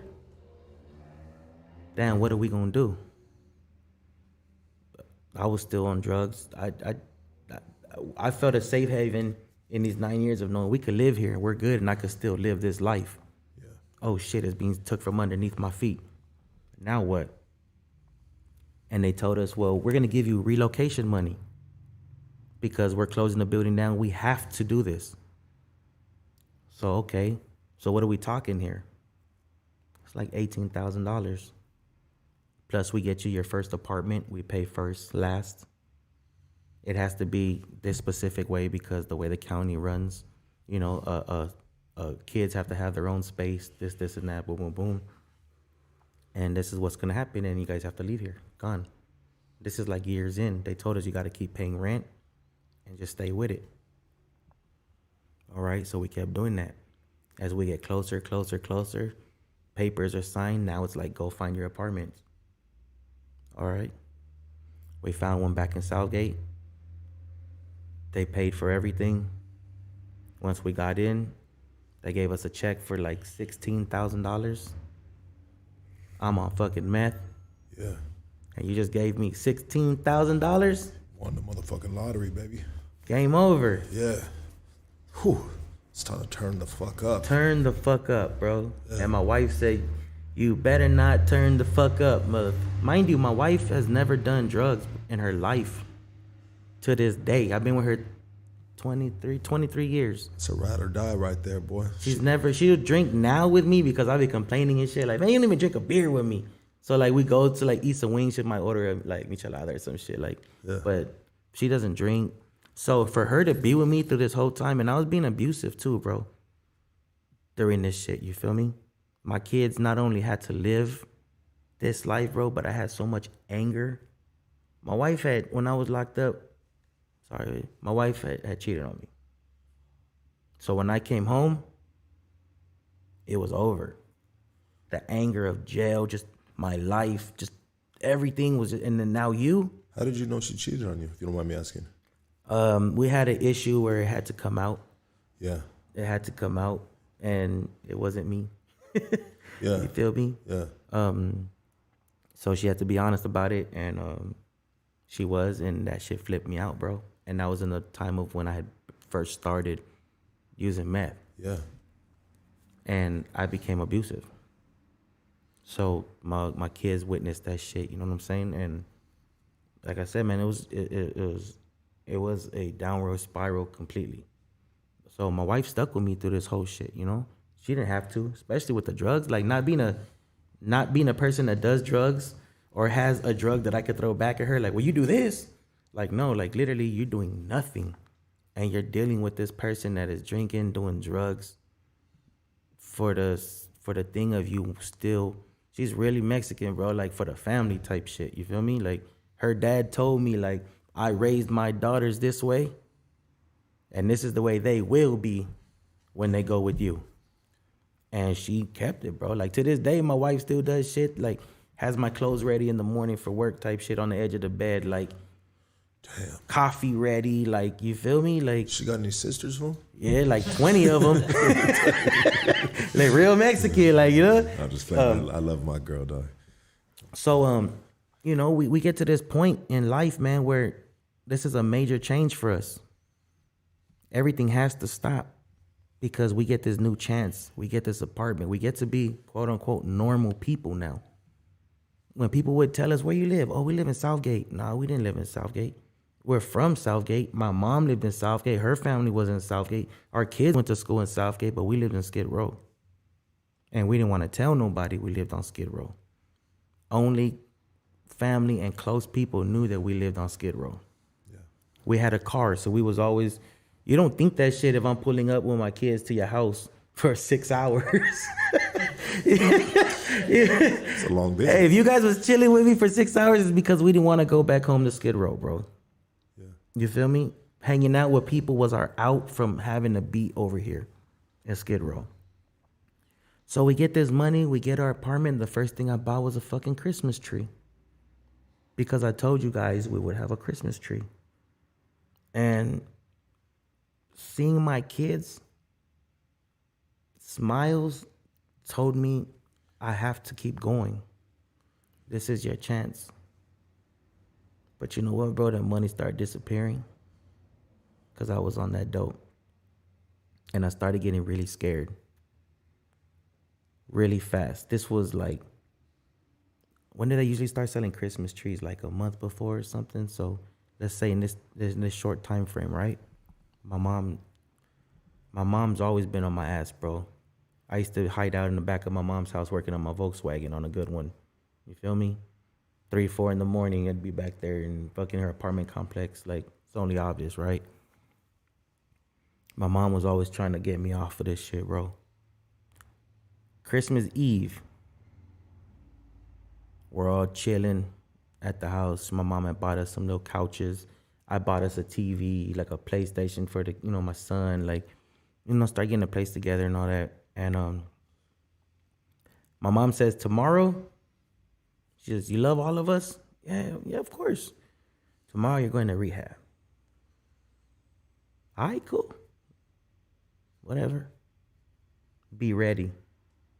Look, you need to be ready. Like, whatever. I was on a good one. I wasn't even tripping. Right? Next morning, my mom's at my door fucking early as shit, bro. With a little purse. You ready? For what? She said, you're going to rehab. She said, get you clothes for like 2 months. The fuck you even get clothes for 2 months? Where are you taking me to? Like, look at rehab. Can't we just go somewhere and I just do a rehab? Like, it's not a baptism. Yeah, like clothes for 2 months. I'm not, nah. So I'm mad because obviously I'm on a good one, but I'm on that come down, you feel me, from the night before. Those hurt too. You feel me? So I'm all Start angry. Reflecting. Yeah, you feel me? I'm like, damn, is it really this bad? And she's like, so we're fighting in the living room, right? And she's like, I'm paying $7,000 for you to go to this rehab and this and that. It's in Palm Springs. And this is how you have to do it. You have to change. And I'm just like, after that word $7,000, after she said that, that's all that stuck in my head. My mom is about to pay $7,000 to fucking clean me. Money she doesn't have. Money she doesn't have. You're a piece of shit, bro. You are a real piece of shit. We get in the car, bro, because that's when I was like, damn, I done fucked up. Let me go. We're driving, it's silent the whole time. She turns over and she tells me, we're like 2 exits away. You ready? Nah, pull over. She's like, I'm not pulling over. Either pull over, I'm going to open the car door and I'm going to jump my fucking ass out. Period. She gets off the exit before the rehab. It's a Target parking lot. She's crying, bro. I'm heartless. I don't give a shit. I'm not going. I'll change. You've been saying that, this and that, and blah. I'll change. You're not, I'll change. You're addicted, I'll change. Big ass fight, bro. She says, fuck it. This is what you want? I'm done with you. I'm walking away from you. I'm done. And I told her, I'm not going to let you pay $7,000 for something that's my fault. I'm not going to live with that. I can't. I'm going to change. We go home, bro. She's crying the whole way from Palm Springs all the way back. She literally opens the. We get to my house. I open the door. She says nothing to me. I close the door. She skirts off. Literally. I walk in the house. My wife, they're living the life. And when I walk in, I see them. They look at me like, "What the fuck? Like, what are you doing here?" And I said, "I'm done. I'll change." My wife was mad. "You're not gonna do it. This and that." I'll change. Since that day, today's say 11 years, I never used a drug. I never used meth again. Shut the fuck up! Sorry about that. Yeah. Congratulations, brother. Congratulations, dog. That's a fucking amazing fucking story, and I felt every word coming out your mouth, my Me G. too. Yeah, dog. I went through the hardest, and I'm gonna be honest and completely and keep it honest. To this day, I still fight the urges. Yeah. People think that shit is like you quit. Always You're strong. No. You always be a drug addict, brother. Exactly. Always be a drug addict, dog. Sometimes I'll be like somewhere and I'll catch a whiff of something, bro, and I'll be like, someone's doing dope. How do you know? Because I smell it. Yeah. Oh, I hate it. I walk into a McDonald's bathroom. Yeah. I said, oh shit, I gotta take a shit. Exactly. Got bubble guts all of a sudden, bro. Like, you feel me? Like, Wow, dog. That was the hardest. And you know what? If it wasn't for my wife that I destroyed, abused, terrorized, like made her life hard, I still wouldn't be where I am today if it wasn't for her. Bro, you got a solid one. God damn it. Shout out to the wifey. So, what did you do to change, bro? I got stronger. My mom tells me I can't. I got a couple people in my life that are on that road, and I'm like, bruh, I did it without nothing. And my mom's like, you can't tell people that, because not everybody has that mind power or that strength, that willpower, yeah, within them. bro. I would like try to sleep at night, and my legs will be like, bro. Withdrawal is a terrible fucking thing, bro. Especially when I was on meth for like 10 years. It's embedded in To your go system. cold turkey, Yeah. that was, and still was. And I knew I was good when one day my boy came over and he's like, I got into some shit. I need you to hold this. And I was like, cool. And he was like, oh, never mind. And I told him, nah. I got you, bro. Don't trip.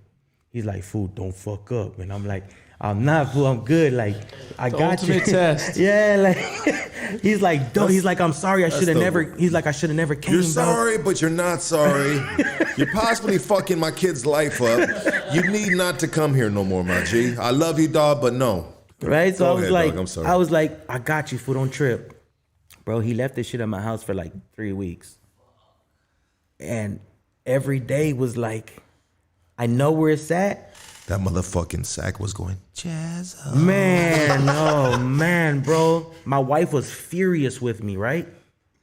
But It's like the devil. You let the devil in the house. Definitely. And he came and got it, bro. And I said, here you go. And he was like, do I have to wait? I said, come on, bro. Do it if you have to, but I'm good. And that's when I knew I had already got over that hill, and everything after that was maintained. Just keep that mentality, bro. Whenever, and to be honest with you, like, I don't know if people look at it or want to say, like, yeah, I smoke weed. But that had helped me. Like, I had to get high somehow. Yeah. Yeah, you had to take the edge off, bro. I had to. Yeah. So I was smoking weed. Weed is a beautiful thing, baby. It is. I wish the union would let us smoke it, though. They don't mind if you fucking drink and fucking pickle your motherfucking liver, bro. But they're like, oh, you can't smoke weed. Because it's good. Don't make no sense. My buddy got kicked out of the union for weed. Yeah. Yeah. It's unfortunate, dog. Go ahead, though, It's brother. crazy, bro. So it's like, you know, so like from that point on, bro, this is when my life changed. Because now I wasn't doing drugs. I started getting back into art and the creative side of me, but without the drugs. to where I thought the drugs was like enhancing it. Yeah, exactly. Like, whoa, look at this. And motherfuckers are like, whoa, this was it's on a sick Bro. one. What is this? Where's Waldo picture? That motherfucking, remember We have one of those behind this fucking. remember Playboy Eddie? We have it behind the. But I swear to God, boy, Playboy Eddie is a fucking genius, dog. He is. Because we got a picture behind here that Playboy Eddie gifted me, dog. He wanted to charge somebody $30,000 for it, dog. But can we pull that bitch out, dog? Because Playboy Eddie, this tells a complete story, dog. This, bro, how far back there is it, bro? Right here. Okay. Oh my God, this is classic right here. Yeah, you guys, if you guys didn't catch the Playboy Eddie, man, this is fucking stupid. You know what I mean? Oh yeah. Put that over there, girl. Put that over there, my boy. That's one of those. So this is artwork of Playboy Eddie on one. But little do you know, this is an entire timeline of his entire life. See. There is a message through that entire fucking piece right there. Were you doing shit like that, dog? Or is that on another level? No, I was doing shit like that. This is a classic painting right here. Playboy Eddie, also signs, dog. The dude is a legend in my area, dog. Northeast Los Angeles, dog. And one day we will hang this on the wall. Yeah. Exactly. That's exactly what was happening. You feel me? And I was telling my story, man, through my art, through shit like that, and then that shit just kept me going, bro. It was the hardest thing. It was the hardest thing to get away from, cold turkey. But I had to find a way to change when I'm feeling a certain way. Where did I channel it? And I think to this day, I channeled it into hustle. You know what I'm saying? Like, I can't get high. I got shit to do. I got to keep building for my family. After Skid Row, I would say we've moved over 6 times. Yeah. In the last 10 years. Yeah. My kids went to 2-3 different schools, but it was always because after that first apartment, from there, I said, okay, I'm off the drugs now. I got to do some shit with my life. That's when I got a job at the hospital at Whittier Presbyterian as a housekeeper. Now I'm making normal people money. I got a job at a great job. I got benefits. I get my first real car. We got a Lincoln LS. Yeah. Now we balling. Yeah. I'm off drugs. We still got some of this $16,000. Yeah. You know what I'm saying? We got the computer, like we got the PlayStation, the surround sound. Now we finally got our car. We got a good job. I get my wife in there in the hospital. Now she's working. We're both working in the hospital. Now we both got good jobs. Now the kids got the nice shoes and the like. I have to ask. Did you get rims? Nah, I left it like Jay-Z, big boy shit. Nah, I didn't. I wanted them, but you know what I'm saying? I made sure it had the chrome package. That's right. That's right. Somebody slap this dude right now, dog. What the fuck, dog? What, that was a very stereotypical question. Like that's Everybody, when you get a new whip, you know what I mean? If you have some extra fucking disposable income, you buy rims. Everybody knows that. even if it's You a bucket. bought rims for your truck, asshole. No, but he's actually right, dog. Motherfuckers will put rims on a bucket. I did it all the time. They got rims and a system. You'll be seeing that motherfucking bucket going down the street. Be like, damn, that motherfucker bumping, got rims. That's funny. Paint job fucked up, dog. You know what I Right? mean? Yeah, no, you're right, dog. So we were doing good, but I took so much from my family. I put them through so much. I said, I gotta give them more. I owe you guys. So I bumped us up and we ended up moving from there. we moved to Whittier, Uptown Whittier. It's nicer. Yeah, now we in the now we good. Now we up here with you motherfuckers. Whittier, where the girls are prettier. Right? So life is good. We're doing good. Just keep going. Found another better place. I'm now I go from a housekeeper, I move up to painter.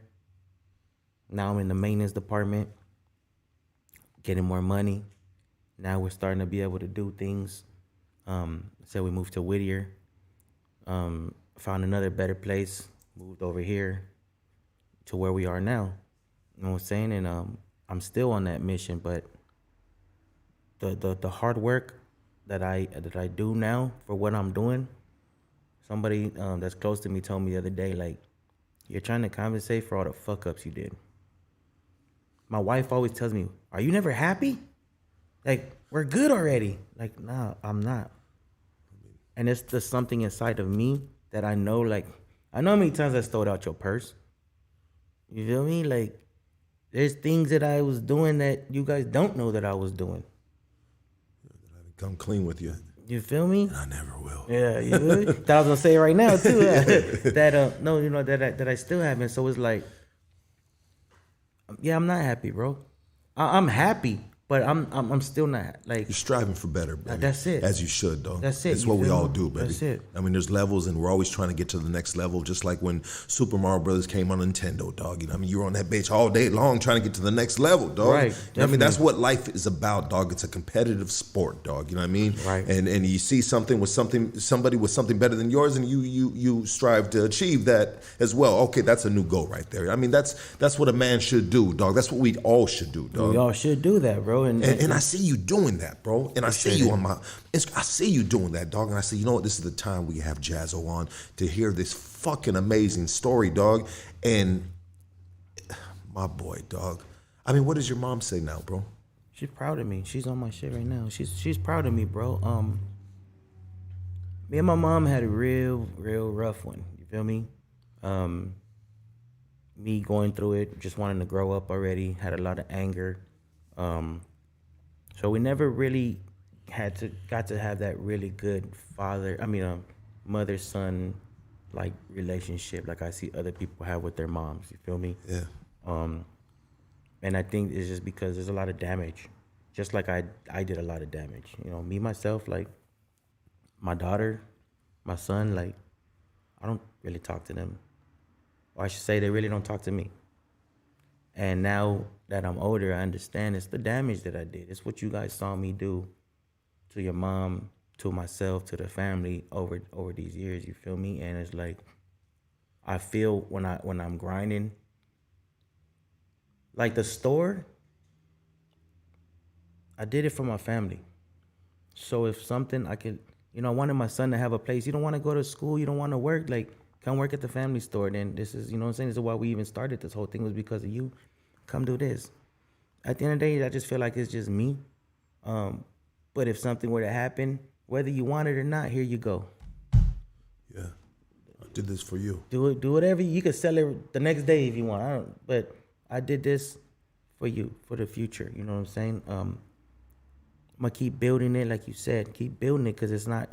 We're not even close to where we need to be yet. But I feel like I just keep doing that, and like trying to fix or trying to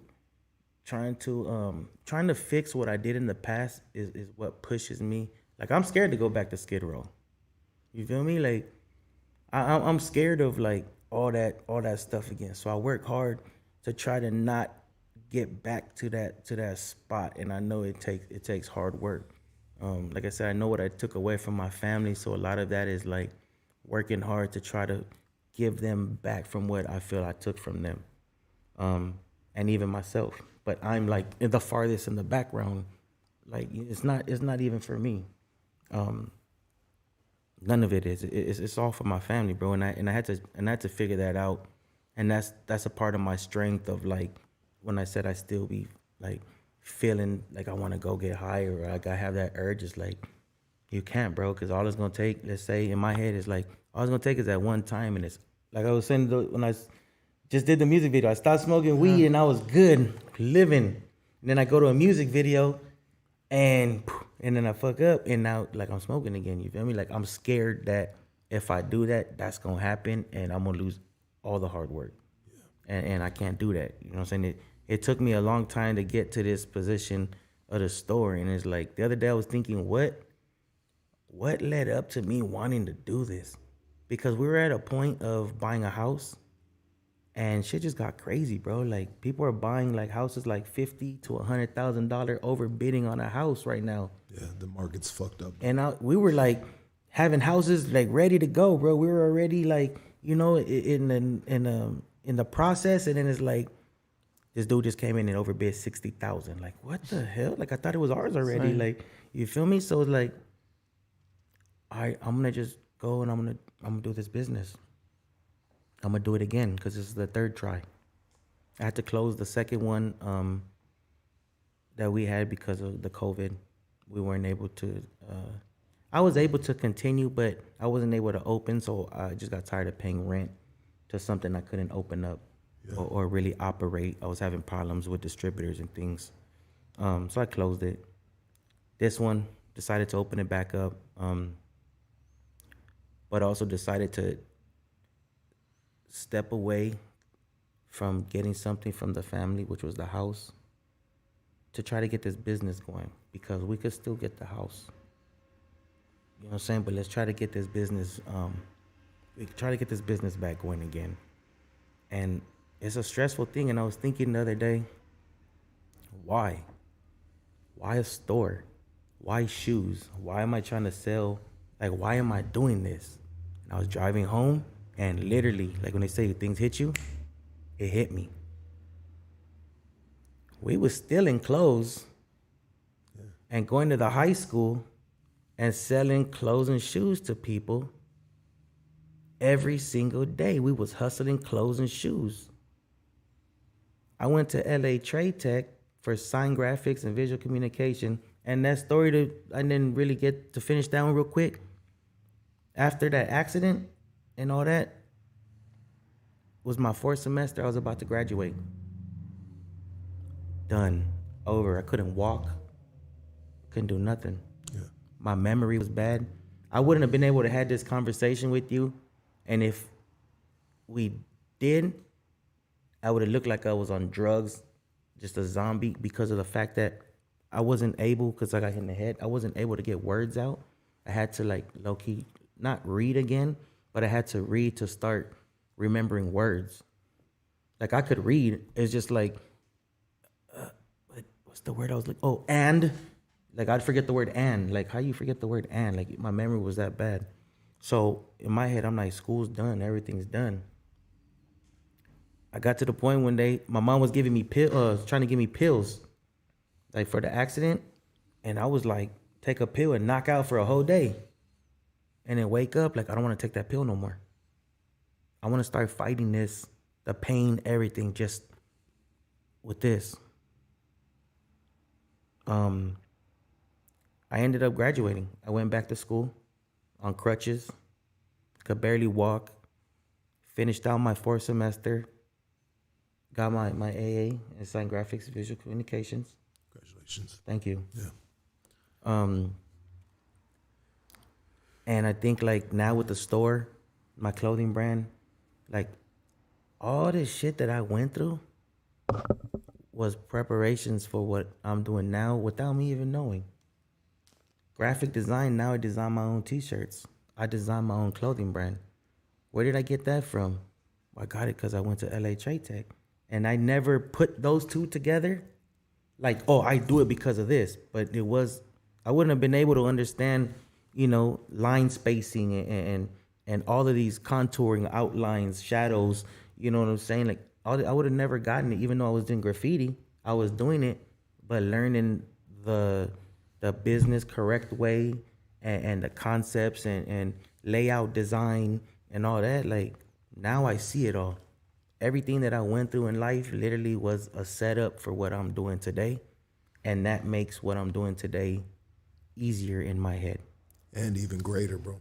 Thank you. Even greater, brother. You know what I mean? Hell yeah. It's, you know, what's crazy about the way, I mean, if you believe, I'm not sure if you're a religious man or not, if you believe in God or not, but can you imagine, bro, if we saw our roadmap before we traveled down it? I don't think it would work. You know, is everything written beforehand? Is it, you know, is everything destiny? You know, is everything meant to be? This was, you know, must have been meant to be. I mean, like the way I see our time today, was our time to sit down and have this conversation, to hear your story. You know, it wasn't months back when we originally talked. It wasn't the time, bro. Right. This is the perfect time because space, you know, everything feels right? Yeah, this was our time, bro. You know, I believe in that. I had a talk with one of my friends the other day, and I kind of laughed. I said, it was kind of on that subject because I told him, if we knew, would it still be the same outcome? Because Marty McFly always fucked up when he went back. He always was about to kill his parents. You feel me? Like, when you start fucking with... Yeah. His picture started fading every time I looked at that picture. So let me say this. So people that get their palms read, this is my belief with people that get their palms read. You're not supposed to know into the future. So people get their palms read, and if you know what's possibly in the future and it's bad, there's a bigger percentage that it's most likely going to happen. It's a little shallow. It's a little shallow right now what I'm trying to say, bro. But I've seen it already, bro. You know, there was a lady that got her palm read, and it was basically on the lines of something's going to happen badly between your daughter and your new boyfriend, you know. Long story short, it ended up happening. She would go to work. He would be home with the daughter. And she had got this read before it happened, bro. And the boyfriend was molesting the daughter. Now, what if she didn't get the palm read? You know what I mean? Like, maybe we could have detoured away from that. I mean, I feel like with... Like speaking into existence? Yeah, like you're almost speaking into existence. Exactly. Thank you, brother. You know what I mean? And that's my take on it, on regards to stuff like that. Like, I don't want to know. You know? I don't want to know. Let me take this a day at a time in the dark, but in my mind, you know, now and present, moving in a positive direction. I don't know. I think that side of spirituality, or what do they call that shit? Palm reading? Was it? I mean, what's the word for it? But I think it's sketchy, like you're playing with something. You're playing with fire, bro. You're playing with the devil, dog. It's crazy. Okay, see, it's crazy you said that. And she about to be mad. My wife does all that. My wife puts her... She's about to be mad. Yeah, she's about to be mad. But we had these conversations. So my wife gives me like the bees and the... You know what I'm saying? What are you wearing, bro? What are you wearing? What do you got on right now? I got a piece of jade on right here. Yeah, it's a big piece of jade. Yeah, it's a phoenix with a dragon. Okay. What is the representation of that? Energy and protection. Okay. Energy and protection. I like gold, but you know, Mayans, Aztecs, it was jade. You know, so I've been looking for like some jade pieces. I wanna attach myself more to like cultural, as far as jewelry and stuff like that. So I've been trying to get a lot of more jade stuff. But my wife, you know, she gives me like, you know, the beads. I don't know. She gets mad. I call it brujeria. You know what I'm saying? Does she not refer to that? Nah. Look, bro, I got a voodoo doll. Fine line. I got a voodoo doll on my leg, right? So when we first got together, my wife got my name. And she's like, when you gonna get mine? And I was like, all right, cool. So I came with a voodoo doll. And she said, what the fuck is that? So I'm gonna put your heart in the little heart that's on it. I'm gonna put your name in the heart. And she was like, what kind of shit? And I said, because like you did brujeria on me. And she's like, how did I do brujeria? And I said, watch. When I met you, your mom told me, you ever ate my daughter's spaghetti? And I said, what? Like, yeah, all the time. Like, that's all she fucking makes. And she started laughing, like, hysterically. And I was just like... Right? So I'm like, why is your mom laughing? And she's like, I don't know why. What's she saying? And I told her, and she's like, it don't make sense, right? So one day I told her, like, Suegra, like, how come you asked me about the spaghetti? And she goes, agua de calzones. And I was like, what? And she goes, yeah. She goes, you put the period blood in the spaghetti and mix it. When the man eats it, they fall in love with you forever. Oh my God. And I told her, like, your mom told you that shit. Like, are the kids eating it too? They're like, this spaghetti is... what? Not ragu. It's not ragu. But it's, you know, it's. So there's certain things where the universe will speak to you. You know, there's as this one book that I don't remember the title of it. It's the language of the universe, right? It's learning to read the signs that the universe puts in front of you. So it's hard to determine if you were supposed to know it or if you weren't supposed to know it, right? And like with Lucky's example, maybe. I mean, if you could think of it literal, right? Literally, she went to go get a sign. They gave her the sign, and she didn't enact on the sign. Right. So, in that sense, she may have been the fool because she got the sign that she asked for. My wife does the you know, like getting her things like read and all that, and I tell her that, like, that to me it's like, all right. So do I believe in God and all that? I grew up in a Christian school, the West one I got expelled from, but I did go to a private school. I went to a Christian school in Pasadena for a year and got kicked out. Go ahead, dog. See, so you know, I went my whole life. Right? Yeah, that's good, dog. You're a good boy, dog. I mean, a good young man. And I met his parents, bro, and they're fucking amazing, bro. That's what's up. Yeah, and it's just like, damn, I can't talk about Casey's mom no more. You know what I mean? Like, you know, we used to clown right here, bro. But ever since his mom was so beautiful and she was so like, I was like, damn, the shit talking just ended right now. She raised a good boy, though. But you know, I also I believe it's like any religion. It depends on your beliefs, and if you believe strong enough, whatever the issue is, it's gonna be strong enough to make the shit happen. Manifestation. Man. So I grew up, my aunt, we all have family, you know what I'm saying? They were, I believe they're Colombian. Used to be like friends of the family. Her name was Zulema. That's what she was in the brujeria, like, yeah. Deep, bro. Like, I remember going to the house and everybody was wearing all white, like, just on some, you know, they were like black, you know, like dark. And so they was always wearing all white, and I would trip out. One time we went to their house, like, they always had fresh ass cribs, bro, right? They told me to put my jacket away, open the closet, and on the floor was a big plate with a skull, with stacks of money, food, boom, boom, boom, boom, boom. And I'm just like, I'm a little kid, right? So I don't understand it. Now I know, right? So, like, I grew up around that too. You know what I'm saying? So, but I just think it's like, if you believe in it, it's really there. Like I believe. I don't say brujeria and all that shit is fake. I believe it. I respect it. I just don't play with it. You know what? Check it out, my boy. I feel like this is the way those energies work, dog. If you're scared of it, it's gonna get your ass. Yeah. But if you see it, you stand above it, but you respect it, you can keep it pushing on your playing field. And then there's a third. The third is, if you play with it, it comes back tenfold. And getting your palms read, I mean, can come back tenfold, bro. I mean, you're not supposed to be playing with the future. Exactly. That's up to God, baby. Whoever you, I mean. Well, let me say that this is crazy. Let me say that Zulema actually passed away with so many things medically combined that it wasn't normal. One more time. Say that again. She passed away of so many medical things combined.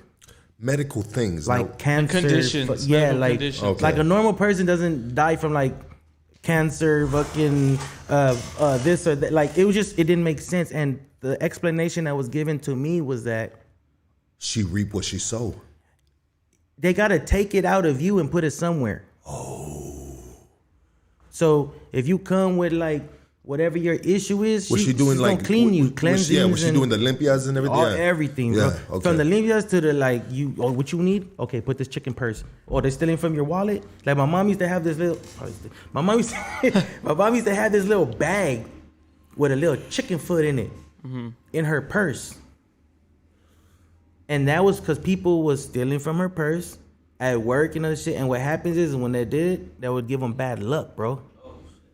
Because remember, energy can't be created or destroyed, so it has to be moved. Ooh, I like that. I like that. Say that one more time, dog. So energy can't be created or destroyed, but you could move it. And Remove that's the energy. basically, You know what? and then you put it on somebody else. You put it on somebody else, exactly. I had this female. Speaking of removing it, I had this female that I was fucking with. I was on a sick one, homie. You know what I mean? And I had a spot in my hood, and she came to the spot. And when she came to the spot, she came with a very dark spirit, bro. And everything was static, bro. I felt she was a beautiful Central American girl, bro. Fucking bomb, bro.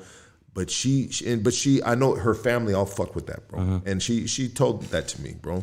But I remember this time that she copped to the crib, and we were kind of like, friends with benefits, so to speak. Okay. We had a good time. I mean, once in a while we link up and we'd have a good time, and maybe I'd see her a month later.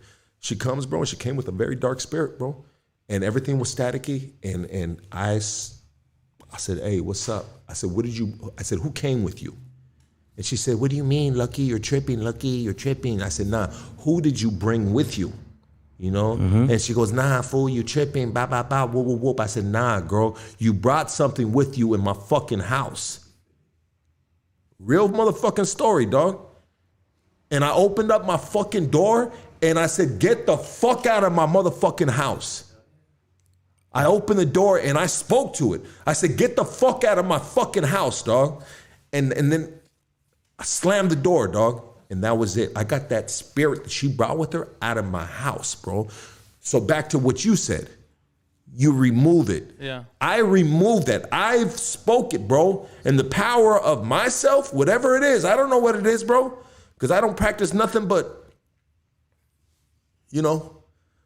I removed it from my fucking spot, bro. Yep. And it left, bro. I slammed the door, bah. Like, you know what I mean? Like and don't ever come back again. Like, you know what I mean? I slammed the door like that. Yeah. You know what I mean? Locked all the doors. Yeah, that's. I swear to God, I'm my so kids. So what you said, I'm always stay with that because that's something to understand. Like you can't get rid of it, but you gotta remove it. That's why removing people, and shit as a life is real, and it's crazy because I've gotten to a point in life where I'm sorry, I don't care who you are, family, blood. If I feel it just is what it is. You feel me? I gotta get away. But there are people born with basically an intuition into the spirit world, and that's a fact. So I used to drive Lyft. I used to drive Uber, homie. What's up? Yeah, we good. Hey, we good. Hash it out at the end of the show, dog. So one day I pick up this girl, and I picked her up by the farmer's market, like on the over there by La Brea and shit. Yeah, over there. La Brea, Beverly. And I'm like, so where you going? It's late at night, bro. She wanted to go all the way to fucking Ontario, and I was like, jeez, like yeah, but it was money. So I'm like, all right, I'm gonna take this ride. So we're driving. It's a long ass ride, right? So she tells me like, oh, you do this, boom, yeah. She goes, how about if I just pay you and we just don't do it through the service? She said, because I do this trip a lot. Yeah. And I was like, yeah, I'll do that shit, like for sure, right? I'll do that. Yeah. Fuck Lyft, right? Yeah, I would always take those too. Yeah, I'm like, fuck, right? So we got a number, whatever. So as I'm driving, bro, she's talking on the phone and she's telling this person like this, like palm reader shit, right? Yeah. One of her clients. Right? And so I'm just like, I'm listening and I'm like, that's crazy. So she hangs up and I told her, you do all that? Like, it's for real? And she looked at me, and this is when I started actually looking at it different too. She said, a lot of the times I just tell people what they want to hear. Ooh. But I do get intuitions about people. She said most of my clients just want to hear that they'll ask me a question and I'll give them the answer to what they keep always wanting to hear. But I do have people that she goes, I do see and know things, She says, but I really do that for the people that are really like they really want it. Most of it's entertainment, but they really do have that intuition. Yeah. I'm gonna take a leak real quick, but we're gonna come back and take phone calls. You guys can keep on talking, bro. Yeah. So it's crazy. Like it is true. No, it's definitely I mean, I have some of it in my family, like my grandma, my cousin Kiana, and then my aunt. They all have it. But like I used to date. One of my ex-girlfriends used to be into that, and she taught me a lot about it and stuff. And one time we had this crazy fucking experience, was just because she was staying with me at my place, and she was saying this woman was like is coming to me in my dreams, right? But she was in tune with that shit. So we're like, all right, I'm doing homework on my desk, and she has to meditate, and I gave her the crystal because I called my aunt, right? My aunt who knows, like, she's like, you have to meet her. They're trying to reach you for some reason, right? Because you have that key, you're open, so they could come, and talk to you. You're born with it, you're not born with it, right? So she goes meditation, dude, and I'm doing my math fucking homework, bro, on my desk, and then all of a sudden you just hear, and like her like. The crystal fucking like goes flying, and then she wakes up, and I'm like, yo, what the fuck happened? And like she was like, yeah, I was above you, and I met this girl that woman in my dreams at this train station. And she was telling me that she was trying to find her kids, and then my girlfriend told her, like, I can't help you find your kids, you need to leave. That's crazy. You want me to tell you? Dog, I was in the room right there, and then she was like, yeah, like I saw you doing your homework, all that shit, like. No, well, yeah, she just, that's like, you're born with it or you're not. That's it. You just have to either understand it or deny it. So trip out on this shit, bro. I think. That shit still gives me the chills to this day, dog. Give me the chills again right now telling that story. I don't think this is weird. I write songs. This is a trip, like you can hear this. I write songs because of how I'm feeling. And at some point in time of life, the shit happens, bro. Like I might write a song about beefing, like or a feeling, and all of a sudden, like me and my homie are beefing, and it's this. I had a song about getting into a car accident, flipping on the freeway, boom, boom, boom, boom, boom. This whole crazy fucking. There's a video on it, bro. My son just lived the whole exact thing. You're speaking into an existence, bro. You know what I mean? So you got to stop doing that, bro, unless it's positive, dog. Yeah, he's manifesting that shit, dog. Yeah. So trip out. What you're saying, so. Growing up as a little kid, I always had this scary dream. We got to understand our powers, bro. We don't understand our powers, bro. I tell people there's regular humans and there's humanoids, dog. You know what I mean? I say X-Men is not a movie. We are X-Men, bro. It's real. We're not really in touch with our powers yet, bro. No. Because there's some of us that have too power. Powerful. Yeah, we have powers, bro. And the energy is the power. Some of us have, bro, if you can walk into a room and disrupt the entire room just by your energy, then you have a power. If teachers were really like a Professor X that taught you how to tap in to your personal powers, bro, like it's just too powerful. That, like I said, we get to a conversation like that, I fucks with you. You feel me? But so trip out. There's this growing up. I used to have this dream of this lady. She had one white eye. She always wore a scarf on her head. A little short Mexican lady. And she will kill me in my dreams, right? This is crazy. There's a Tom's on Long Beach Boulevard in Southgate that during the whole time of me and my wife like struggling, we used to go there, and her dad would give us like $5 to go get 2 orders of large French fries and a soda. Like he would help, but he'd be like, "Go, come on, homie, like go get your man shit on." You feel me? But he would break us down so we can go get some food for the day, right?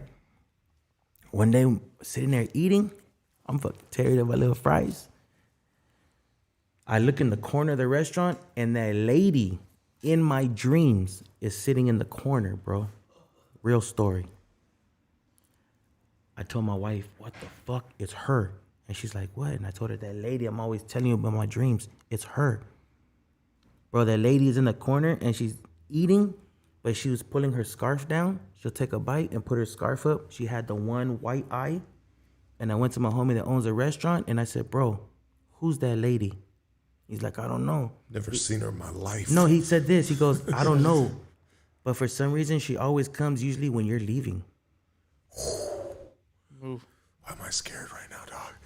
I actually got chills. Look at my chills, bro. I don't know. I believe this shit, dog. Bro, This shit. we haven't gone to that restaurant in a long time. And but you like, didn't approach her. I was too scared. It was too weird to me. Yeah, that's crazy. I'm scared. My dick just shriveled up.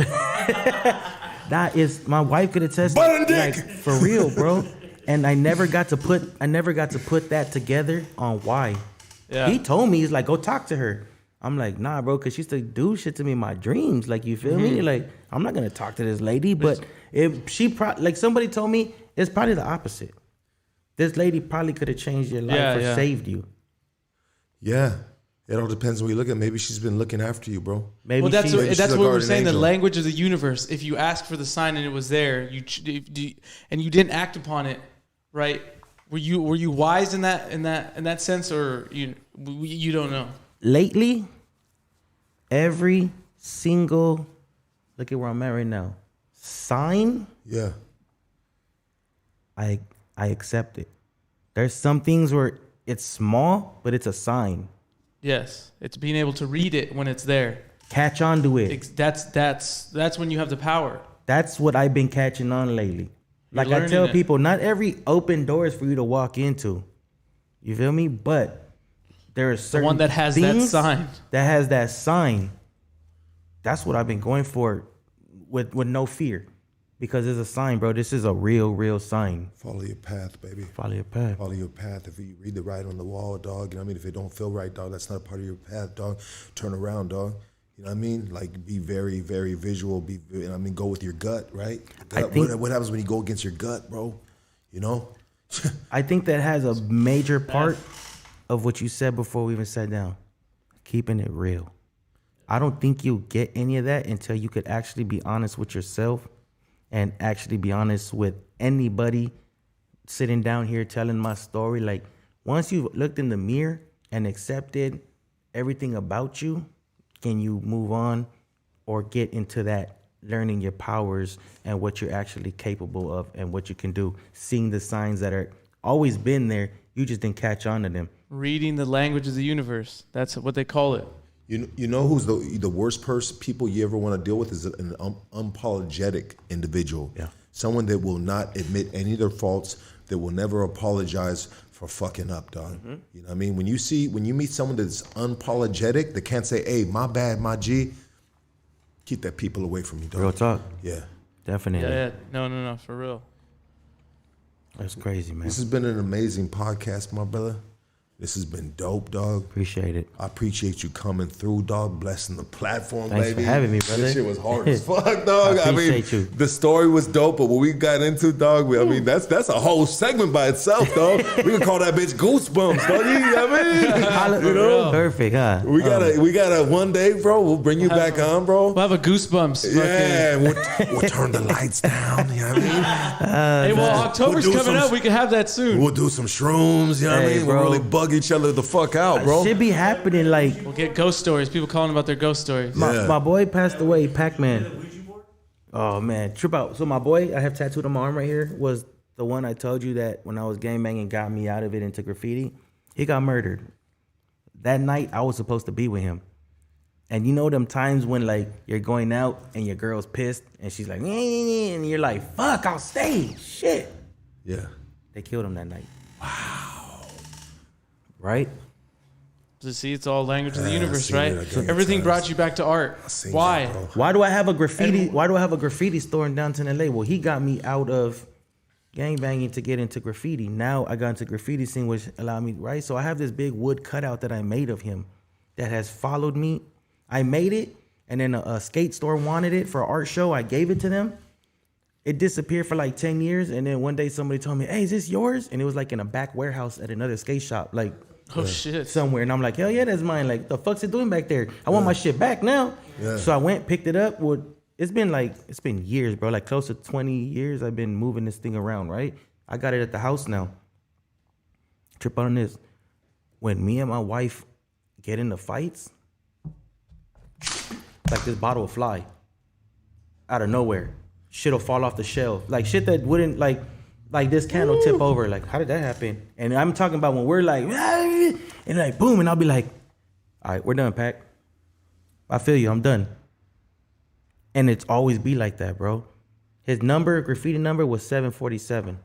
When I'm really feeling shitty, bro, it's usually around 7:47 a.m. or 7:47 p.m. When I look at my watch for some reason, like, damn, 7:47. Oh, shit. I bet. I'm good. Pay attention to numbers. Pay attention to numbers. You feel me? No, I pay attention to numbers, dog. It's weird, dog, because I'll be pumping gas, bro. I'm a weirdo, bro. I pump gas, bro, and I watch where those numbers land. Interesting. And I read the numbers, bro, because I got numbers that are my numbers, dog. I'm not going to speak on them, dog, but numbers, right? They mean something, they bro. Do. I wanna kind of like end this on a note, bro, of this, and I'll let you shoot all your plugs and everything like that, dog. But so when I was running the streets, my people loved me, dog. The people that loved me, they really loved me. People that hated me, they really hated me. You know what I mean? Yeah. There was never too much in between. You know what I mean? They'd be mad and people would come back, whatever. I mean, I guess there was in between. But I would have my people sometimes say, hey, Lucky, be careful. You know, when I'm running out the door with a strap and dope and doing my thing. And I'll be like, I mean, I know to be careful, bro. But why? And I would say, no. I said, why are you telling me to be careful? And they said, no, we just want you to be careful. I said, but I know. I already know that. Yeah. I know that. So what makes you feel like you need to tell me that? Are you feeling something? Because if you're feeling something, then I don't go. Okay. And they're like, no. We just want you to be careful. Oh, so you're not feeling? So they would think that like, oh, this motherfucker's high. He's tripping. But no, to this day, bro, to this day. Because you're reading the signs. Yeah. Are you feeling something? I've been like this for a lot of years, brother. I think I'm a very intuitive yes. individual, bro. Like, but that's good. It's a consciousness. Yeah, and so sometimes people are like, damn, this fool is tweaked out and tripping. Like, nah, bro. Or how many times did you call out bad individuals that you felt in your gut? A gang, bro. In my hood, a gang, bro.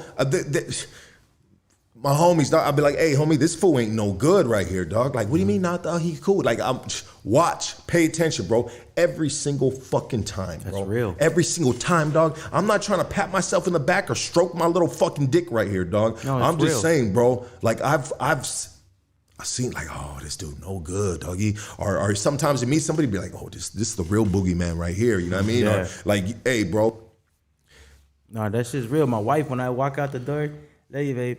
Careful with what? I'll be like, with what? Or always. Because it's the same shit. Like, careful what? I'm going to the store. Like, oh, just because anything could happen. Like, yeah, because you said it now. Yeah. and she's holding your hand at the same time. You know what I mean? Reading the palm. Like, he's going to get hit by a car. That's funny. Keep your wife away from me, homie. Don't ever bring her to the studio. If I see her, homie, I'm going to say hi from afar, dog. You know what I mean? She ain't giving me no hug, nothing, dog. That's funny. You don't even need to be in person for them to put a spell on you, in a sense. Your wife might be just like, got something going on me, like little Lucky doll right now. No, just playing. Yeah, exactly. She's a religious person. That's why I tell her, you can't mix. I don't know. I'm like, you can't mix your beliefs of God and all that with like going and getting your palm read. I don't know. It feels. Yeah. You can't be like, you know what I mean? Like you hit a lottery ticket, you're like, oh, thank you, Jesus. You know what I mean? And the next thing you know, you're fucking sawing off a chicken's head, dog. You know what I mean? Like, whoa, hold on. You can't be mixing this shit together. Yeah. This motherfucking cocktail right here, dog. That's funny. Or eating the spaghetti. Oh, man. I'm never gonna look at spaghetti the same, dog. Tell you, bro. Smells like the 5th of this month. Oh, man, that's funny. Oh, yeah, that's crazy, dog. That's super crazy, dog. But my boy, I want you to give all your plugs, dog, how people can come and support the store, how people can find your music, how they can follow you on Instagram, all the above, baby. Let's go. Shit, man, the easiest way is, I guess I finally made it to a point where you could just Google Jazzo, the Juggernaut, or you could Google Knack Inc., KNACKINK. On the social media, it's the same thing, Knack Inc. Basically, everything is Knack Inc. Once you go, even if you hashtag the Knack Inc., you just keep finding me. But the easiest way is Google. I got a store in downtown LA, 349 South Los Angeles Street, Suite 8017. I mean, I get, you know what I'm saying? We got sneakers. I got the clothing brand. We got a lot of stuff right there. It's now by appointment only. That's tight. Yeah, because I want to make it more personal. Yeah, if you're going to come spend money with me, I want you to leave with an experience as opposed to like coming and spending money with me. Like I got some couches set up. I'm gonna get a refrigerator, drinks, you know what I'm saying, type of thing where you're gonna get your hour appointment if you need more, whatever.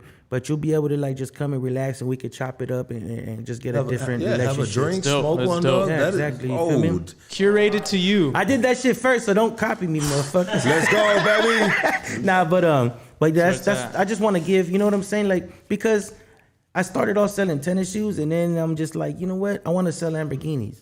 I don't want to just sell Hondas no more. I want to sell. So like I've been getting more of like the higher end shoes, and that comes with money. And I feel if you're gonna come spend $800 with me for a pair of shoes, I don't want you to come just spending $800 with me and like, damn, I just spent $800. I want you to come and just be like, then this was like I want to come back. was Like, worth dude, it. yeah, exactly. You feel me?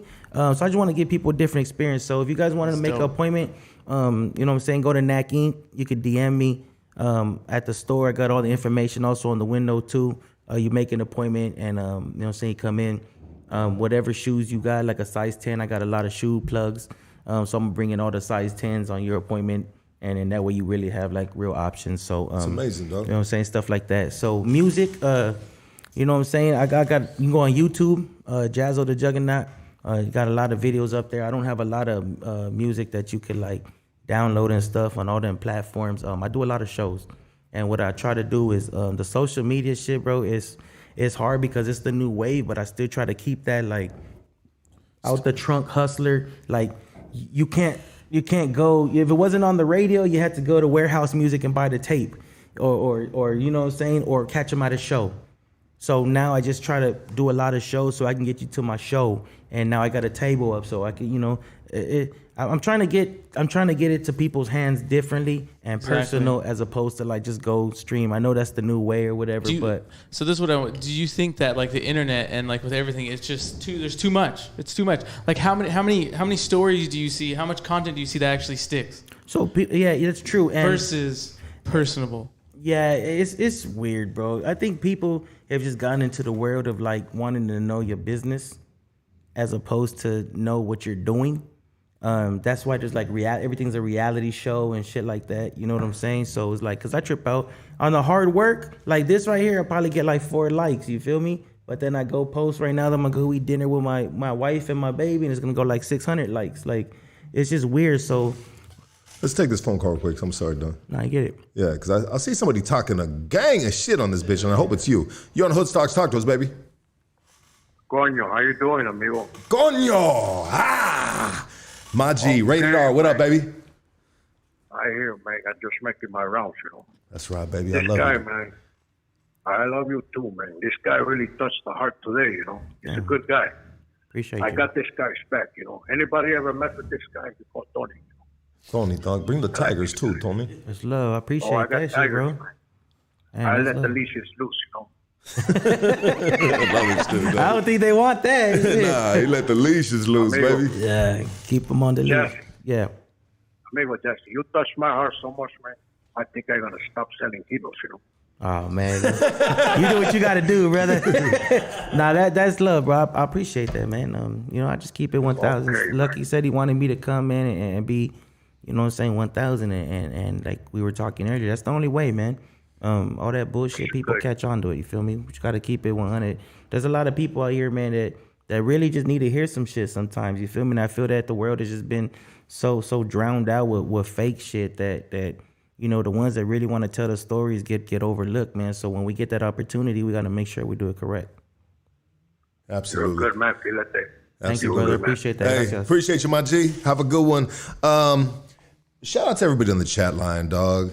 Let me see. Sometimes you don't want to address shit, dog, because it's, you know, it's beneath you. But you know what? We transparent right here, baby. Let's get it. You know what I mean? But hopefully soon.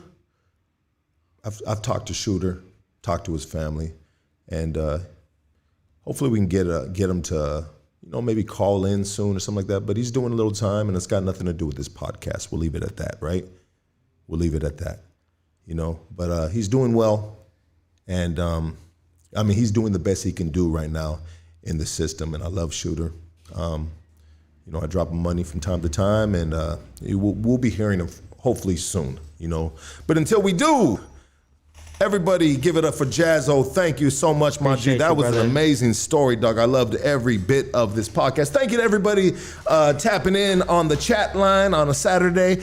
And you know what? We're going to be back tomorrow. We're going to be back tomorrow night around 6 o'clock, 6-ish. You know what I mean? We might be talking about the Sober October, or I might be having a guest come in, another guest. But we are going to be hitting you guys back to back the next few weekends and weeks. We're going to be in the weeknights as well. You know what I mean? We got a lot of good content, and what brings good content are solid individuals. And that's the way we keep it around here, baby.